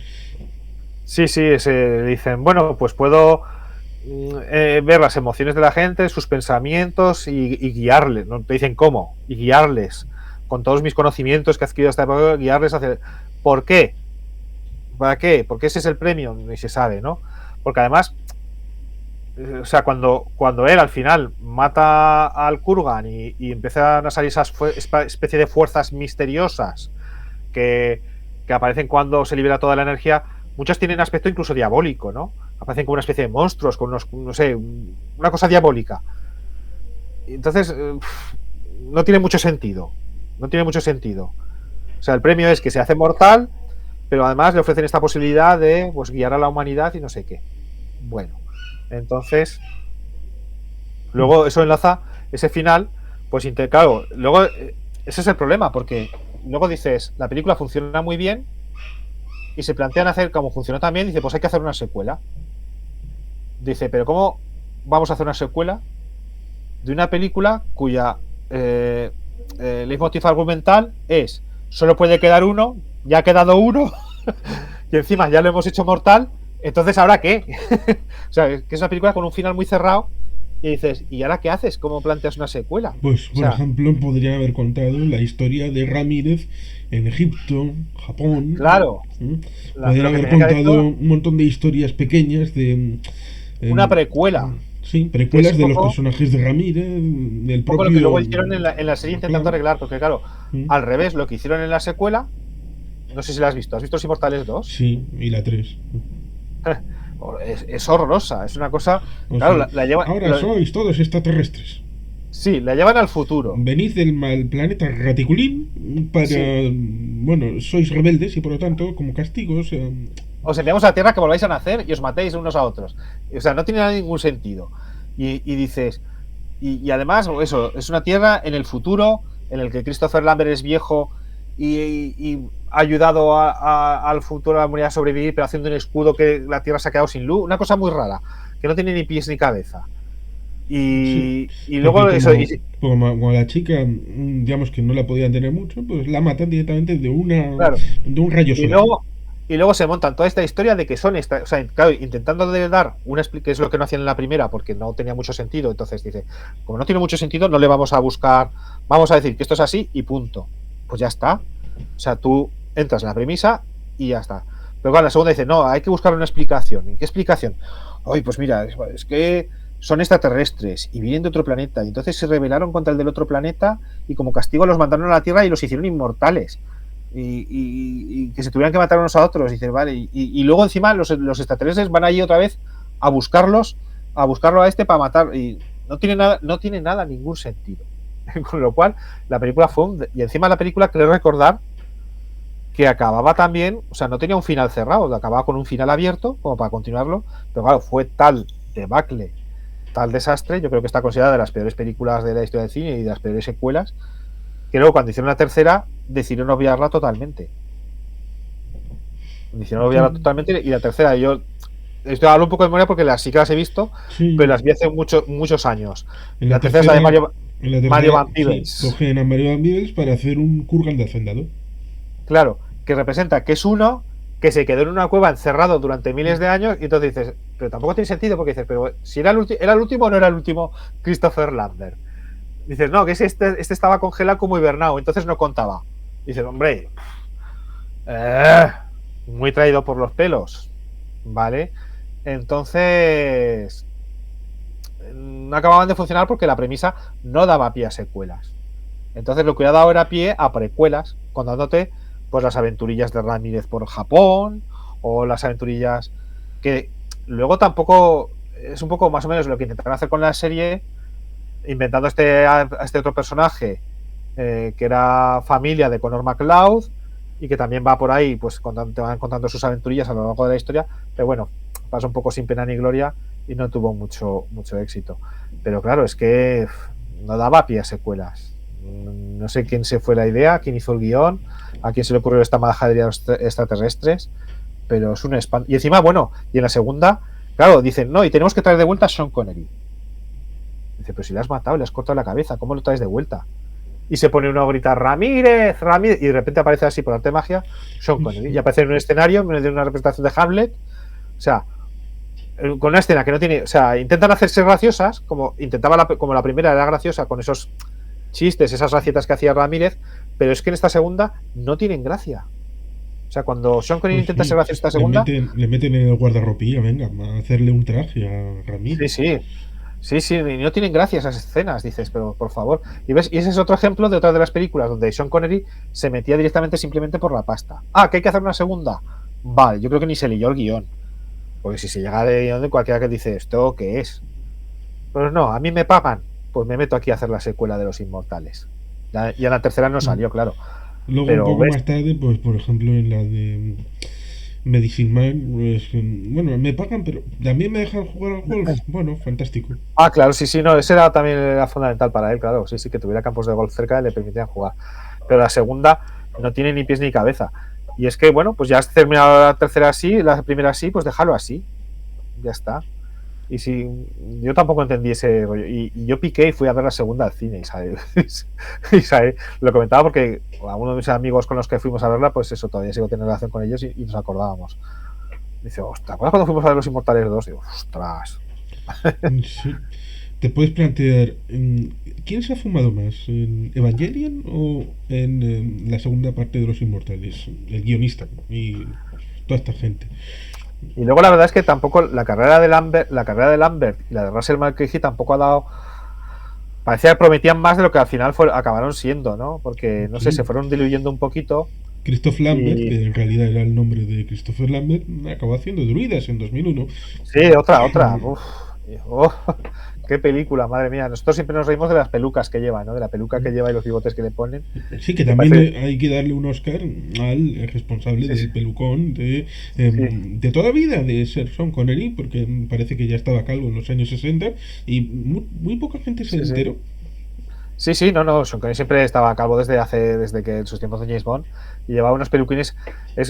Sean Connery es el ejemplo de los peluquines bien puestos, porque nadie se notaba que tenía peluquín y llevaba peluquín desde las últimas de James Bond, ya lo llevaba.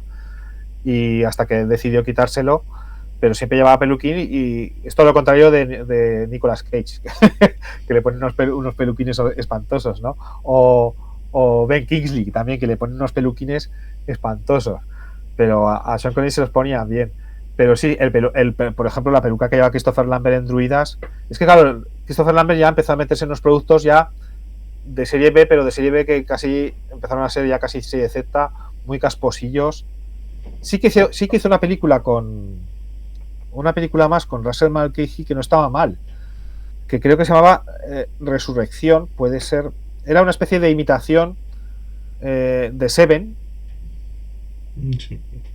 y que yo fui a ver al cine y no estaba mal. Lo que pasa es que, claro, ya a la gente le pareció como una especie de copia descafeinada de Seven y pasó un poco sin pena ni gloria.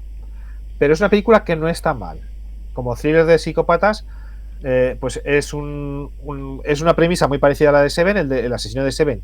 El psicópata iba asesinando según los pecados capitales, y el de Resurrección creo que era según el infierno escenas del infierno de Dante, creo recordar. Y tenía también un trasfondo así como muy religioso, todos los crímenes, y era una película que no estuvo mal. Yo la fui a ver al cine y no salí ni decepcionado ni encantado. Dije, pues bueno, es una película que está bien, de su género, del género de psicópatas, bastante decente, bastante correcta, pero que luego pues que en taquilla pues pasó un poco sin pena ni gloria, y a partir de ahí pues también fue un poco. Pero bueno, esa película yo creo que merecería ser rescatable porque no estaba mal. Sí, es el asunto que a veces la comparativa siempre es odiosa. En tanto cuando en los vídeos de la revista Acción han dicho que en Seven lo más flojo es Brad Pitt. Sí, yo también Claro, coincido. en Resurrección no está Morgan Freeman y no está John Doe, Kevin Spacey, lo cual ayuda, aunque tal vez, hipotéticamente, en Resurrección Christopher Lambert esté a la altura de lo que hace Brad Pitt en Seven, el acompañamiento, en todo lo demás, pues evidentemente, y siendo después, es decir, siendo la segunda parte, el segundo plato, ya habiendo tenido el original, pues dices, sí, pero no. Y es que, además, yo voy a decir ahora que parecerá una herejía, yo no soy muy fan de Seven. A mí Seven no es que me guste mucho, demasiado. A mí... Pues resulta curioso porque Matt Reeves nos trajo de Batman haciendo muchas referencias a Seven. Sí, ¿no? Y ha sido una película que evidentemente su influencia es enorme, ¿no? Y que tuvo mucho éxito, fue un bombazo. Pero a mí, yo cuando la fui a ver al cine, no es una película que me gustase especialmente. Hubo muchas cosas que no me gustaban de la película. Yo creo que tiene unas cosas que están muy bien, que es, bueno, pues tiene a Kevin Spacey, que hace un buen personaje, un buen psicópata. Tiene algunos crímenes que son muy grotescos, muy impactantes en pantalla, algunos de los asesinatos que se ven. Pero luego yo enseguida le vi muy bien, mucho el truco. Enseguida descubrí quién era el asesino. Luego yo soy de los que opino que Brad Pitt está fatal en esa película. A mí esos caretos que pone al final, que parece que está estreñido, no sé, está muy sobreactuado, está muy mal, y encima, sobre todo, si le pones al lado de Morgan Freeman, sí, pues canta más. ese momento final en el coche, al lado de Morgan Freeman. Sí, o sea, sí, o el momento de la caja y demás, que no vamos a hacer spoilers, ¿no? Pero no sé, está muy mal. A mí Brad Pitt no me gustó nada en esa película, y yo es una película que no es de mis favoritos, o sea, no la tengo mitificada, ¿vale? No reconozco sus valores, reconozco la influencia que ha tenido, pero me gustan más otras de ese mismo género. Entonces, no. Sí. Como curiosidad, No soy muy fan de David Fincher, también hay que decirlo. Entonces, igual Zodiac no. Esa sí me gusta. Bueno, resulta interesante porque también es una secuela posterior a una película de El Zodiac que se hizo el año anterior, en 2005, y que esa la he visto. Pero bueno, el Zodiac me gusta porque es muy setentera. Tiene una forma de estar rodada que hace mucha referencia al cine de los 70. Sí, Y Zodiac me gusta. eso me refiero. Justo antes de Zodiac hay una película sobre el mismo tema que se llama El Zodiac, de Zodiac, y Sí, que sí, sí, sí. resulta curioso porque habitualmente la película en teoría más floja va después, pero aquí es al revés. Aquí la Sí, película sí, sí, con sí. parafernalia y medios y actores va después del intento de esta película pequeñita para tratar a este asesino en serie. Pero hay una serie, hay una serie interesante que solamente duró 21 capítulos, una temporada, en el que hay alguien que muere en el mar, una primera muerte, que es anticuario en la ciudad de Nueva York, pero también tiene un puesto de forense en la ciudad de Nueva York. La serie se llama Forever, y Sí, también sí. tiene una especie de relación con el anticuario que es con el que está, que también a Rachel solamente le falta tener el numerito del campo de concentración, que sí tiene este personaje, con lo cual ciertamente hay un montón de elementos que parece que Forever está reciclando. Es como una mezcla de CSI con Los Inmortales. Sí, yo la recuerdo, no he visto la serie, la recuerdo de. Creo que llegué a ver el episodio piloto, pero ya no continué con ella. Y sí, sí, es verdad que tenía esos elementos un poco que mezclaba ahí del anticuario y demás.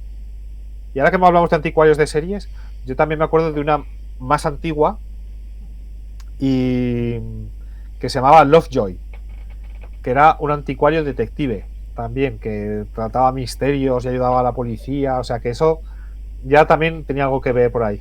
Que Lovejoy le hacía, ay, ¿cómo se llama este actor? Mm, en la saga de John Wick, ¿vale? El Sí. actor que hace del dueño del hotel, donde se reúnen los asesinos, que es también el malo de Deathwood. Bueno, pues este actor era el protagonista mucho más joven de esta serie del anticuario detective que llamaba yo, que esa yo sí que la veía más de crío, es también de los años 80 y me gustaba mucho y se llamaba eso, Lovejoy. Y era un anticuario que resolvía crímenes y misterios, siempre también relacionados con cosas relacionadas con piezas de la antigüedad o con hechos históricos, alguna cosa así. Y estaba muy bien esa serie. O sea que la figura del anticuario también da juego, ¿no? Sí, digamos que Lovejoy, a mí la primera imagen que tengo es el reverendo de los Simpsons, pero Claro, bueno.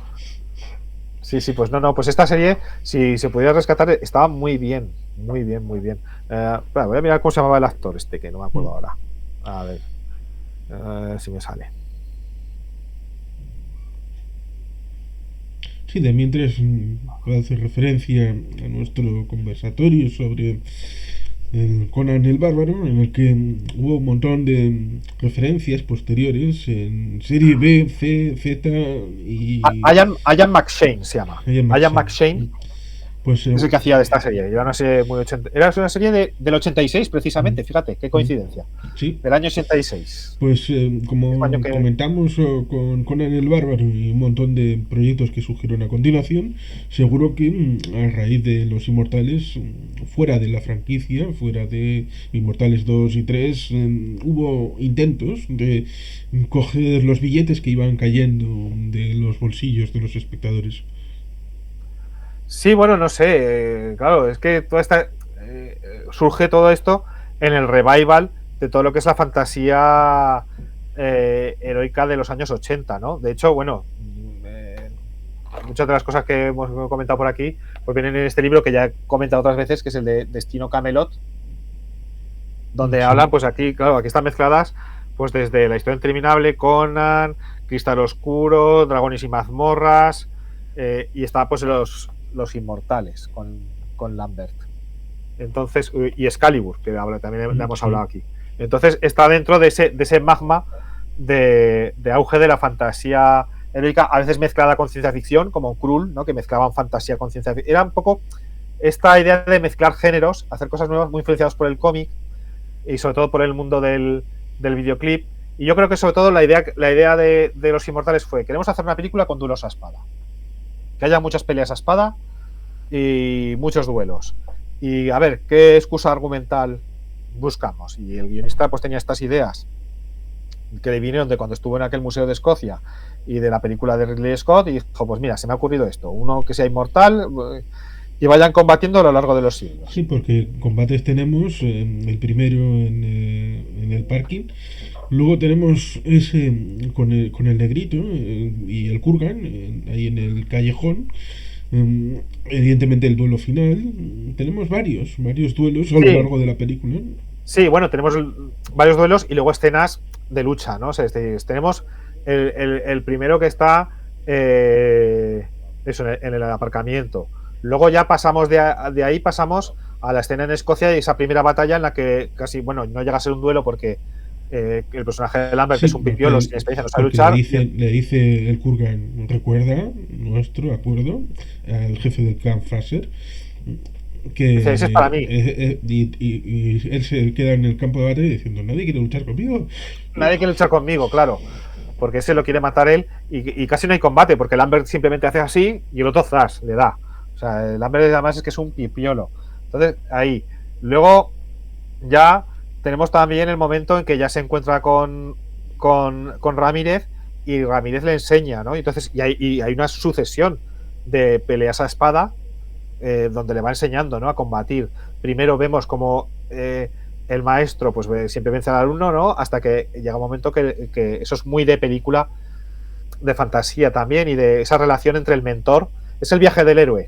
Lo hemos comentado con Excalibur, Sí. lo comentamos con también a raíz de la Guerra de las Galaxias, de el mentor, ¿no? Que enseña al joven aprendiz a encontrar su destino y a luchar a la espada hasta que al final encuentra su lugar, el héroe. Sí, y preparar un camino de mucho tiempo. Porque Claro, digamos que Ramírez parece que asumió que él no sería. Con lo cual claro. quiere preparar al que pueda ganar al Kurgan. Claro, es que Un Ramírez poco lo que quiere. como lo que dice Gandalf, que lleva miles de años preparando la batalla final contra Sauron. Claro, Ramírez lo que sabe es que, bueno, yo creo que él, como fue de los primeros, si no el primero de los inmortales que nació, pues ya es muy mayor. Entonces, porque eso es curioso, porque no envejecen, pero el personaje Ramírez es más mayor que. Se supone que algo sí que envejecen, pero más lentamente, Bueno, quizá ¿no? tenga que ver con el punto en el que tienen la primera O. muerte. ¿Eh? Ah, bueno, también, sí, es cierto, es cierto. Depende en el punto en el que te hagan esa Que primera muerte, esa primera es muerte el y se que... quedan ahí, ¿eh? Sí. fijados. Sí, no lo había pensado yo, tío. Mm. Pues sí. Y claro, él sabe que él no va a ser, dice, pero lo que no quiero es que el mundo caiga en malas manos, en manos del Kurgan. Dice, si él consigue el premio, dice, la Tierra entrará en una era de oscuridad, y entonces prepara a alguien que sepa que lo puede vencer. Y claro, tiene esa serie de duelos que luego tú dices, ¿y para qué se han subido a lo alto de aquel pico ahí a luchar? Pero claro, desde el punto de vista videoclipero queda muy bien, ¿no? Que están Sí. luchando, que además le hace ¡zas! Y le tira la espada que queda abajo y se queda mirando el otro y digo, y ahora vete a buscarla. Y digo, ¿cómo la habrá recuperado?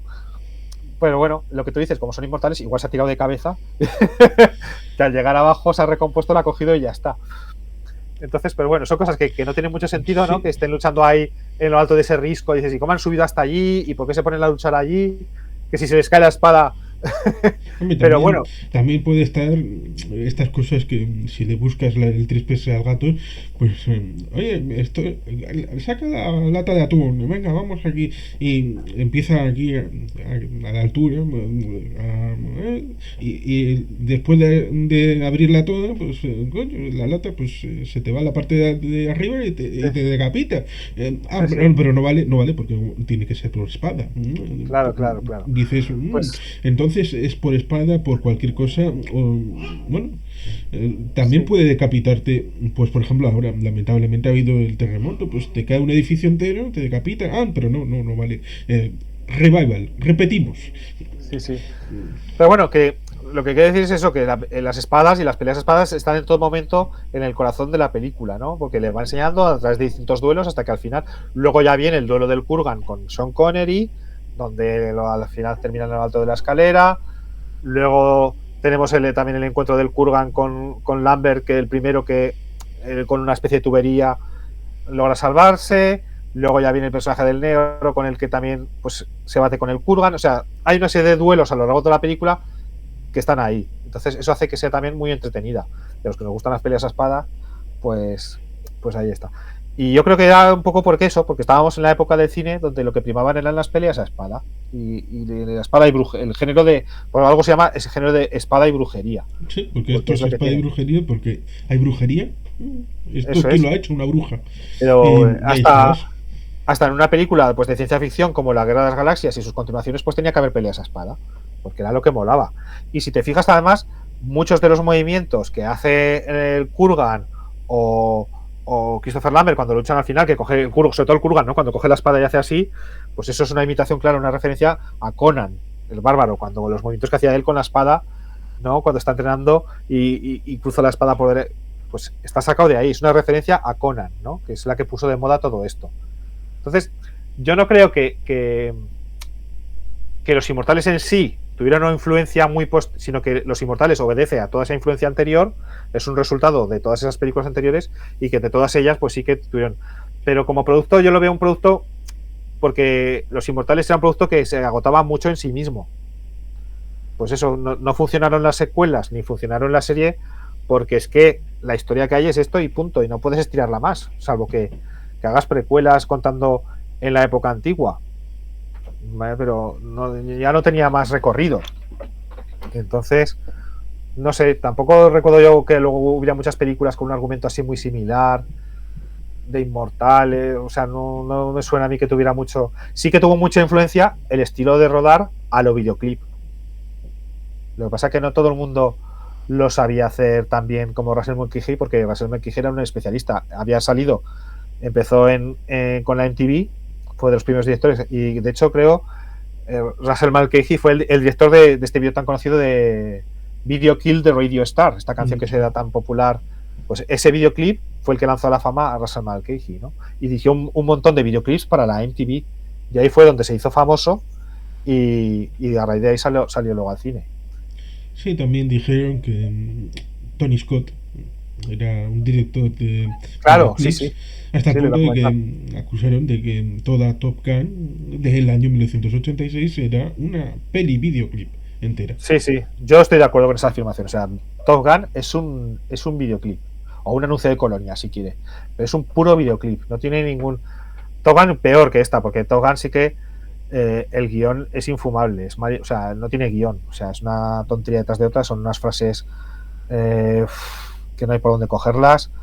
A mí, yo es que detesto la primera Top Gun. Mira, la segunda me resistí a verla porque tengo un muy buen recuerdo de la primera, pero la segunda está bien, la segunda tiene una historia más o menos bien hilada, los personajes no son tan ridículos como en la primera, está bien, es una película de aventuras decente, más o menos, coge mucho argumento de Star Wars, pero la primera Top Gun es puro anuncio, o sea, es un puro videoclip, puro anuncio con él sin nada, o sea, no tiene chicha ni tiene nada. Las relaciones de amor entre los dos protagonistas, pues bueno, en fin. Sí. Que no me gusta Top Gun. Ya, hasta el punto de que hay esa historia supuesta de que en realidad Kelly McGillis y Tom Cruise no tienen una relación porque sí, no, es lo que dice Tarantino en un vídeo muy divertido, que en realidad es una historia de amor gay, ¿no? Es una historia de homosexualidad encubierta. Es muy gracioso, ¿no? Pues parte tiene muchas razones, es decir, hay mucha temática filo gay ahí en esa película, y eso es ahí, se ve, ¿no? En esos planos. Pero bueno, eso es aparte. Sí, pero Tony Scott pudo avanzar y Russell Mulcahy no. Claro, y eso que a mí Tony Scott tampoco soy muy fan de Tony Scott. A mí el cine de Tony Scott tan porque claro, luego esto se llevó al exceso. El estilo videoclipero de la MTV se llevó al exceso y al final cansaba. Entonces, un montón de películas de los 90 tenían el aire de... Porque esto, claro, esta es del 86 y a raíz de los años 90 todo este estilo de rodar y estalló. Y casi todas las películas tenían aire de videoclip.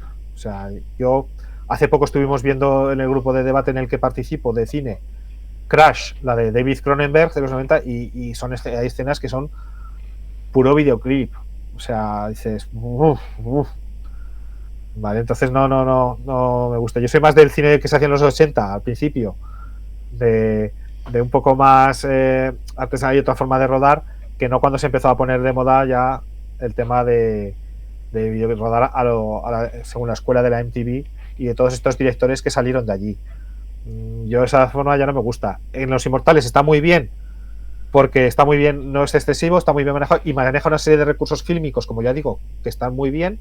Todas esas transiciones entre presente y pasado me parecen, ahora que la he vuelto a ver, me parecen maravillosas, porque hay un momento que está Christopher Lambert, en cuanto sale del aparcamiento donde ha habido el primer duelo, que deja la espada encima de una lámpara para que no se lo pillen con la espada, pero sale afuera y lo detienen. Y lo ponen encima del coche patrulla, justo al lado de las luces giratorias, la luz del coche de policía, y justo esa luz da paso a una especie de sol de atardecer de Escocia. O sea, me parece... Eso es puro cine. O sea, a lo mejor es un recurso que la saca del videoclip, pero es puro cine. Digo, estupendo. Digo, eso es una maravilla. Y esas son las cosas que cuando la fuiste al cine eran novedosas y eran que te quedabas, porque ese tipo de transiciones no las había hecho mucha gente. Entonces, o el momento en que Lambert está muerto, se empiezan a ver cómo muere, se aleja la cámara y como una especie de fogonazos y enlazas a los flash de la policía que están haciéndole fotos al carro. Son todas ideas muy buenas, visualmente muy buenas, muy potentes, pero que luego mucho cine de los 90 se quedó en lo meramente muy artificioso. Aquí tenía un sentido, todas esas transiciones tenían un sentido. Y luego mucho cine de los 90 era puro videoclip artificial y que a mí no me gusta. Yo es que eso, no me gusta mucho el cine de los 90. He tenido muchos debates y discusiones.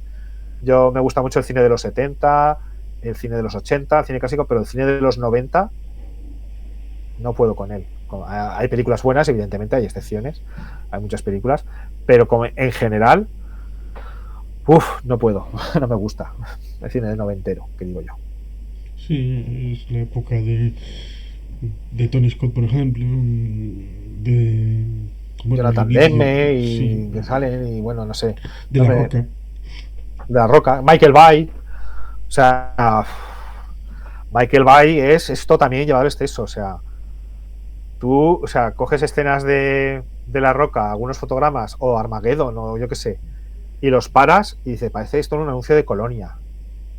Estoy pensando ahora en Armageddon, ¿no? Esa escena en que van todos así, andando a cámara lenta, con la musiquilla, y dices, ay, por favor, digo, no me gusta nada. La Roca y Armageddon son dos películas que yo detesto. O sea, digo, ¿cómo le pueden parecer buenas a la gente? Digo, me parece a mí esto infumable.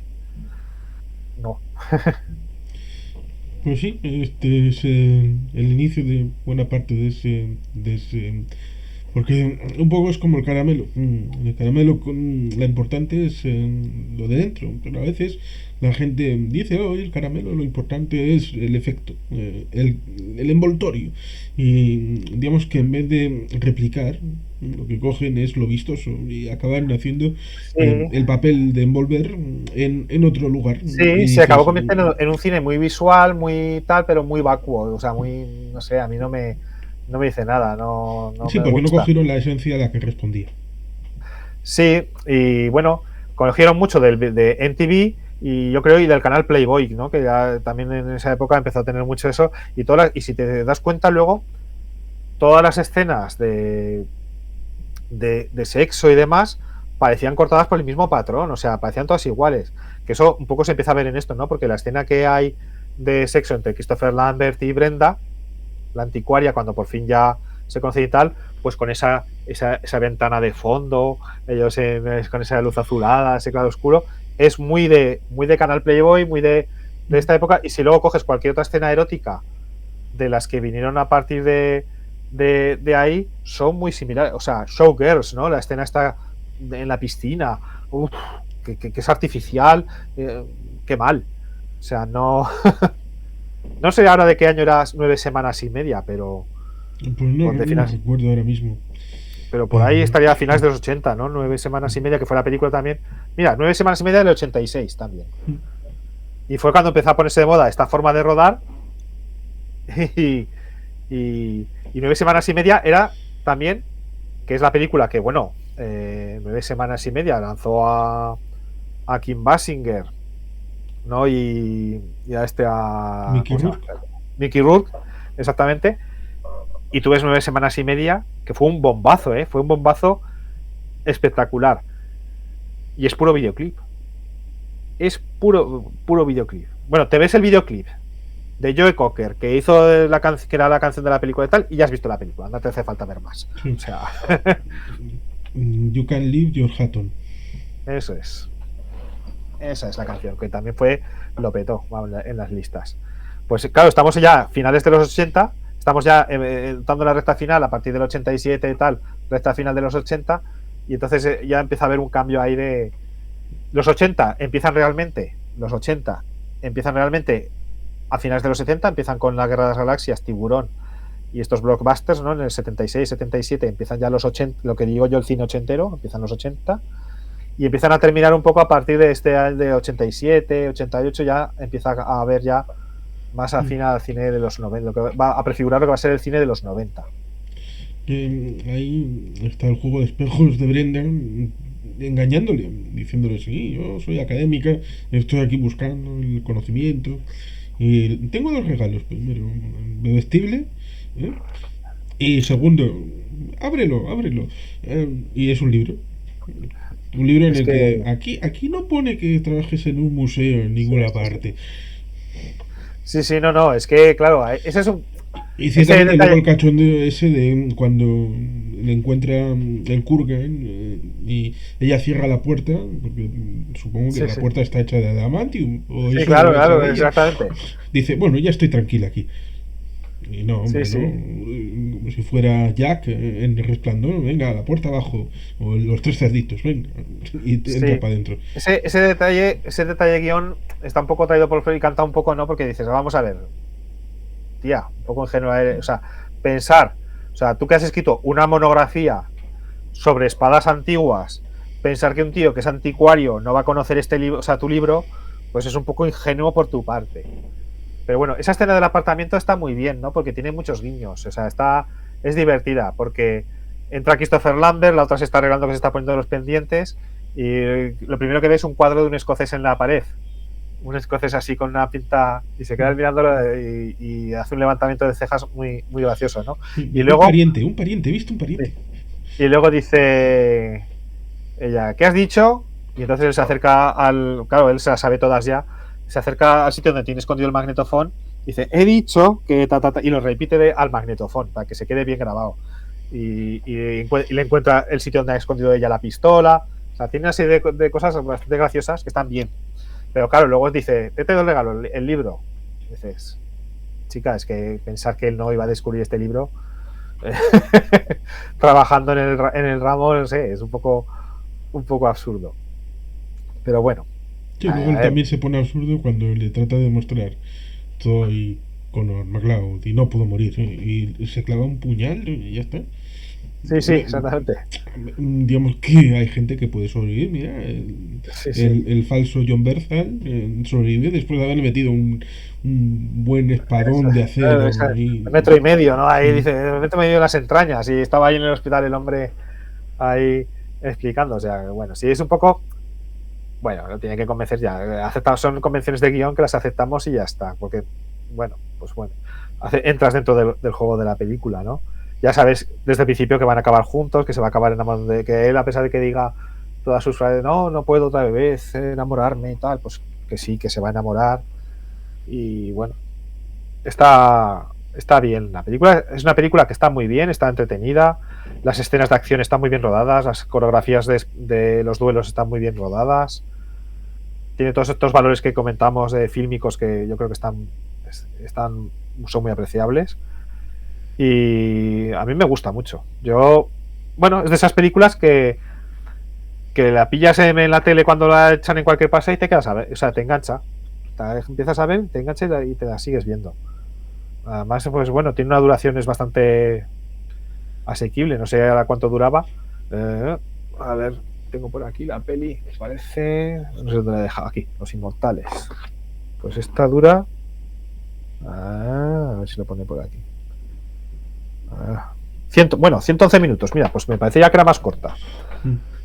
Pero claro, acostumbrados a las películas de hoy, que todas duran 2 horas y media o más, yo empiezo a estar un poco cansado de que ahora cualquier película de entretenimiento, acción, superhéroes que vas a ver al cine, te dure 2 horas y media, 3 horas, y dices, Sí, digamos que en películas como esta te decían, tiene que durar como mucho, incluyendo los créditos, los de inicio y final, 2 horas.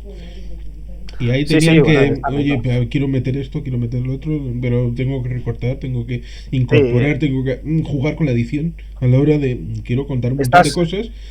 Estas Y, son 111, que si quitas los títulos de crédito finales, pues serán 105 y tal. Bueno, se pasa bien, se pasa rápida.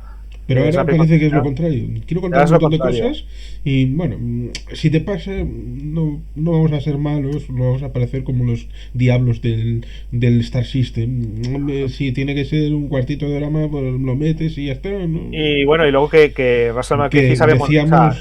decía yo de Batman le quitas 25 minutos y no pasa nada. Exactamente, sí, es que hay muchas de estas películas que les pasa eso. Y además esta película es que lo que tiene es que está muy bien montada, o sea, el montaje es muy bueno. Entonces, porque gran parte del el ritmo de una película y el que no aburra depende del montaje, de cómo está montada la película. Entonces, esta película en ese sentido está muy bien montada, ya lo hemos comentado, y que el hecho de que vaya ahí esas transiciones cuando se producen y esos cambios de época, pues hace que en todo momento no interrumpa. Hay un momento muy videoclipero también, es por ejemplo el momento el que hace la transición al episodio de la Segunda Guerra Mundial. Sí. Está él con Raquel en una ventana y le está ya haciendo el nudo de la corbata y le dice, ¿qué les voy a decir si me preguntan? Dice, pues diles que soy inmortal. Y entonces a la ventana hace como un estalla los cristales y entonces de repente nos encontramos en la Segunda Guerra Mundial. Que ahora se ve un poco más artificial, pues un momento muy videoclipero ese de romper el cristal y de repente estamos ahí en la guerra, pero en aquel momento pues quedaba muy bien.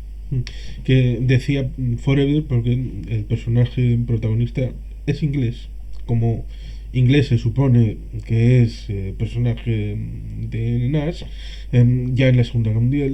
Y por eso digo, hay muchas similitudes de personaje entre el protagonista de Forever, que es el que hizo de Ray Richards en Los Cuatro Fantásticos. Ah, sí, vale, ya sí, es verdad. Cierto. Sí, ¿cómo se llamaba? Joan Griffith o no me acuerdo ahora. Sí, luego hizo de estúpido en San Andreas, que el esperpento. Oh, sí, también. Pero bueno, pues ya te digo, es una película que me gusta. La edición esta que tengo yo aquí no es muy allá. Creo que hay alguna mejor, pero bueno, esta fue la que me compré yo en su momento. Además la carátula esta es horrorosa, no es la que tenía en cines. Y no tiene casi estas, más que la entrevista con Christopher Lambert, que está bien, cuenta estas anécdotas. Le hacen es una entrevista mientras está rodando. La entrevista está hecha mientras estaba rodando Los Inmortales 3. Creo recordar. No le preguntan por la 2. Claro, no existe. Sí, no existe. Y nada, pues él cuenta esta serie de anécdotas, ¿no? De los escoceses que se pegaban, de cómo se llevaba él con Sean Connery, que le gustó mucho pues un poco el tratamiento la idea del personaje, que dice él que lo que más le llamó de la película fue pues un poco el lado romántico de la historia, ¿no? De este personaje que es inmortal y que supuestamente no pueden tener hijos. Claro, que no pueden tener hijos y que todos sus amores, todas las personas a las que aman, pues acaban muriendo a lo largo del tiempo. Que esa parte a él le llamó mucho del personaje. Y que, bueno, que él también dice que como Russell Malk, que también es muy aficionado a los cómics. Y que Russell también. Entonces que eso los unía mucho y que nos sonaba mucho a cómics y eso me gustó. Y que Russell Malk es un señor que fumaba mucho, que estaba siempre moviéndose de un lado para otro, que era muy activo, que tenía una energía muy vital, que eso a él le gustaba y le impresionaba mucho de energía a toda la gente del centro de rodaje. Y que por eso ha repetido con él, que es un director con el que conectó muy bien y que por eso luego ha repetido con él en alguna ocasión. Y luego dice que es muy gracioso porque sabía, dice, la frase, dice, al final con el mundo, dice, la gente cuando voy por ahí me repite todo lo de, cuando me le ven o le veían, le decían, solo puede quedar uno. Y se quedaron con el eslogan de la película y ya le dije yo a Russell que al final la gente se quedaría con lo del solo puede quedar uno, there can be only one. Dice, de la misma forma que yo le dije a Hugh Hudson cuando estábamos rodando Greystock que al final la gente se quedaría con el de, lo, de cuando yo hacía el mono. Y dice, y efectivamente, dice, cuando terminé de rodar Greystock la gente me veía y me decía y dice, ahora por lo menos me dicen lo del solo puede quedar uno. Que he cambiado. Queda más evolucionó. Sí. Y otra cosa muy graciosa que dice, que estaban rodando la película y en Escocia, cuando estaban en Escocia, y en uno de los pueblos donde estaban y tal, y los vio pasar una señora y dijo, dice a uno, dice, mira, dice, ahí van James Bond y Tarzán. Y dice, claro, es verdad, dice, Sean Connery para la gente era James Bond, seguirá siendo siempre James Bond, aunque haga muchas películas, y claro, yo en aquel entonces era Tarzán. La gente lo recuerda por eso, dice, mira, ahí van, dice, James Bond y Tarzán juntos. Sí, Escocia, qué cachondos. Lo mismo que el primero que vio al monstruo del lago Ness salía de un bar. Y evidentemente, como decíamos, el café no es la bebida nacional en Escocia. No. Las cosas dan para recorrido. Si tiene que ser, pues es. Que por cierto, ahora que hablamos del café escocés, que evidentemente el café escocés es malísimo, como todo el café que hacen, y en Inglaterra es malísimo, pero eso que dice pedazo de ley, cuando le dice Christopher Lambert a Sean Connery, pedazo de haggis, dice, ¿y eso qué es? Dice, pues un trozo de tripa de cordero con tal, que lo metes dentro, y con eso ¿qué se hace? Dice, pues se come, ¿eh? y la verdad es que está bueno. Yo eso sí que lo he probado y está bueno, es un poco, se parece mucho a los fardeles. No sé si habéis comido fardeles o, bueno, un tipo de morcilla también, ¿vale? Que tú, si le explicas a un extranjero lo que es la morcilla, pues coges la sangre del cerdo, la envuelves en la piel del cerdo con el arroz y te dirá, ¿y eso qué haces con eso? Y dice, pues te lo comes. Y te dirá, qué asco. Y la morcilla a mí me encanta, la morcilla está muy buena. Sí, la morcilla de Burgos es estupenda. Pues el haggis, que es este plato escocés de tripa metida de tal, pues en definitiva, cuando lo cuenta en la película parece muy asqueroso y parece una cosa muy mala, pero es eso, tipo fardel, y está bueno. Es un plato que a mí, que me gustan también los callos y me gustan las morcillas y esas cosas, a mí eso lo he probado y me gustó. O sea que eso está bueno. Bien, pues ya que acabamos de recomendar a la gente que vaya a buscar haggis y que se lo coma, pues creo que más o menos podemos dejarlo más o menos por aquí. Sí, yo creo que sí, yo creo que ya le hemos sacado el jugo a la película. Como digo, pues eso, está bien. El que quiera saber más, pues eso, en este libro encontrará sobre esa película y sobre otras de los años 80 más detalles, más datos, pero bueno, yo creo que lo fundamental ya lo hemos comentado aquí, que es una película que, bueno, se convirtió al final en una de las señas de los años 80 también, una de las películas emblemáticas de los años 80, y que, bueno, yo también tengo el disco me compré aparte el disco de Queen, claro, yo tengo muchos discos de Queen porque es mi grupo favorito, y el disco con las canciones. La única canción que no sale en el disco de la banda sonora, porque se hizo exclusivamente para la película y yo creo que eso no salió editado más que, es la versión de New York, que canta Freddie Mercury con la escena en que el Kurgan ha secuestrado a Brenda y pasan por el puente de Brooklyn, y entonces suena una versión del New York de Frank Sinatra cantado por Freddie Mercury. Pues esa no está en la banda sonora, están todas las demás, pero esa no. Curioso. Bueno, tampoco es que sea la versión completa, es un trozo, es un trocito. El famoso estribillo de New York, pues ahí sí, lo canta. Que el Kurgan haciendo de las suyas, yendo a contracorriente, poniéndose las manos aquí. Sí, claro, como es inmortal. Y dice, venga, canta. Y ahí es cuando se le dice canta y canta. La película tiene ese humor socarrón que está, como el trozo en el que el Kurgan le roba el coche a estos ancianos que pasaban por allí, ¿no? Cuando digamos que mata, Sí. le clava la espada al Y lo Rambo. abre como un abrelata y saca. Sí, Bueno, sí, le abre como un abrelatas y va la pobre abuela agarrada al parabrisas, que luego en algún momento se nota que no es una abuela, que es un extra que está ahí, pero ese trozo, dices, dices, hoy en día no sé si lo harían.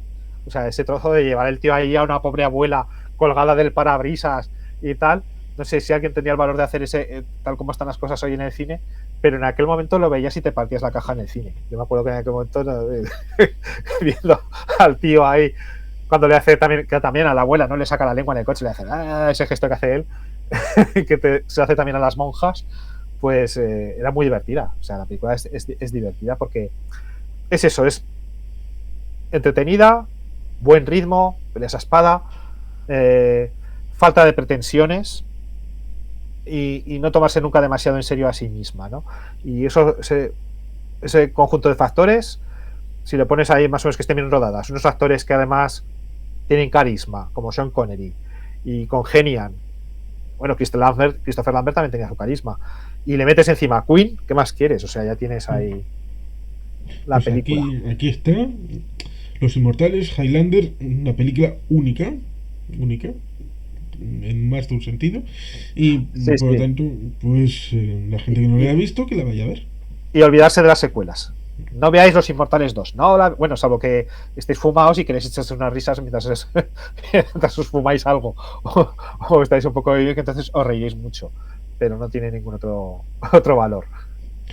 Bueno, pues como decimos, en algún momento volveremos. Eso es. Pues por aquí. Muchas gracias.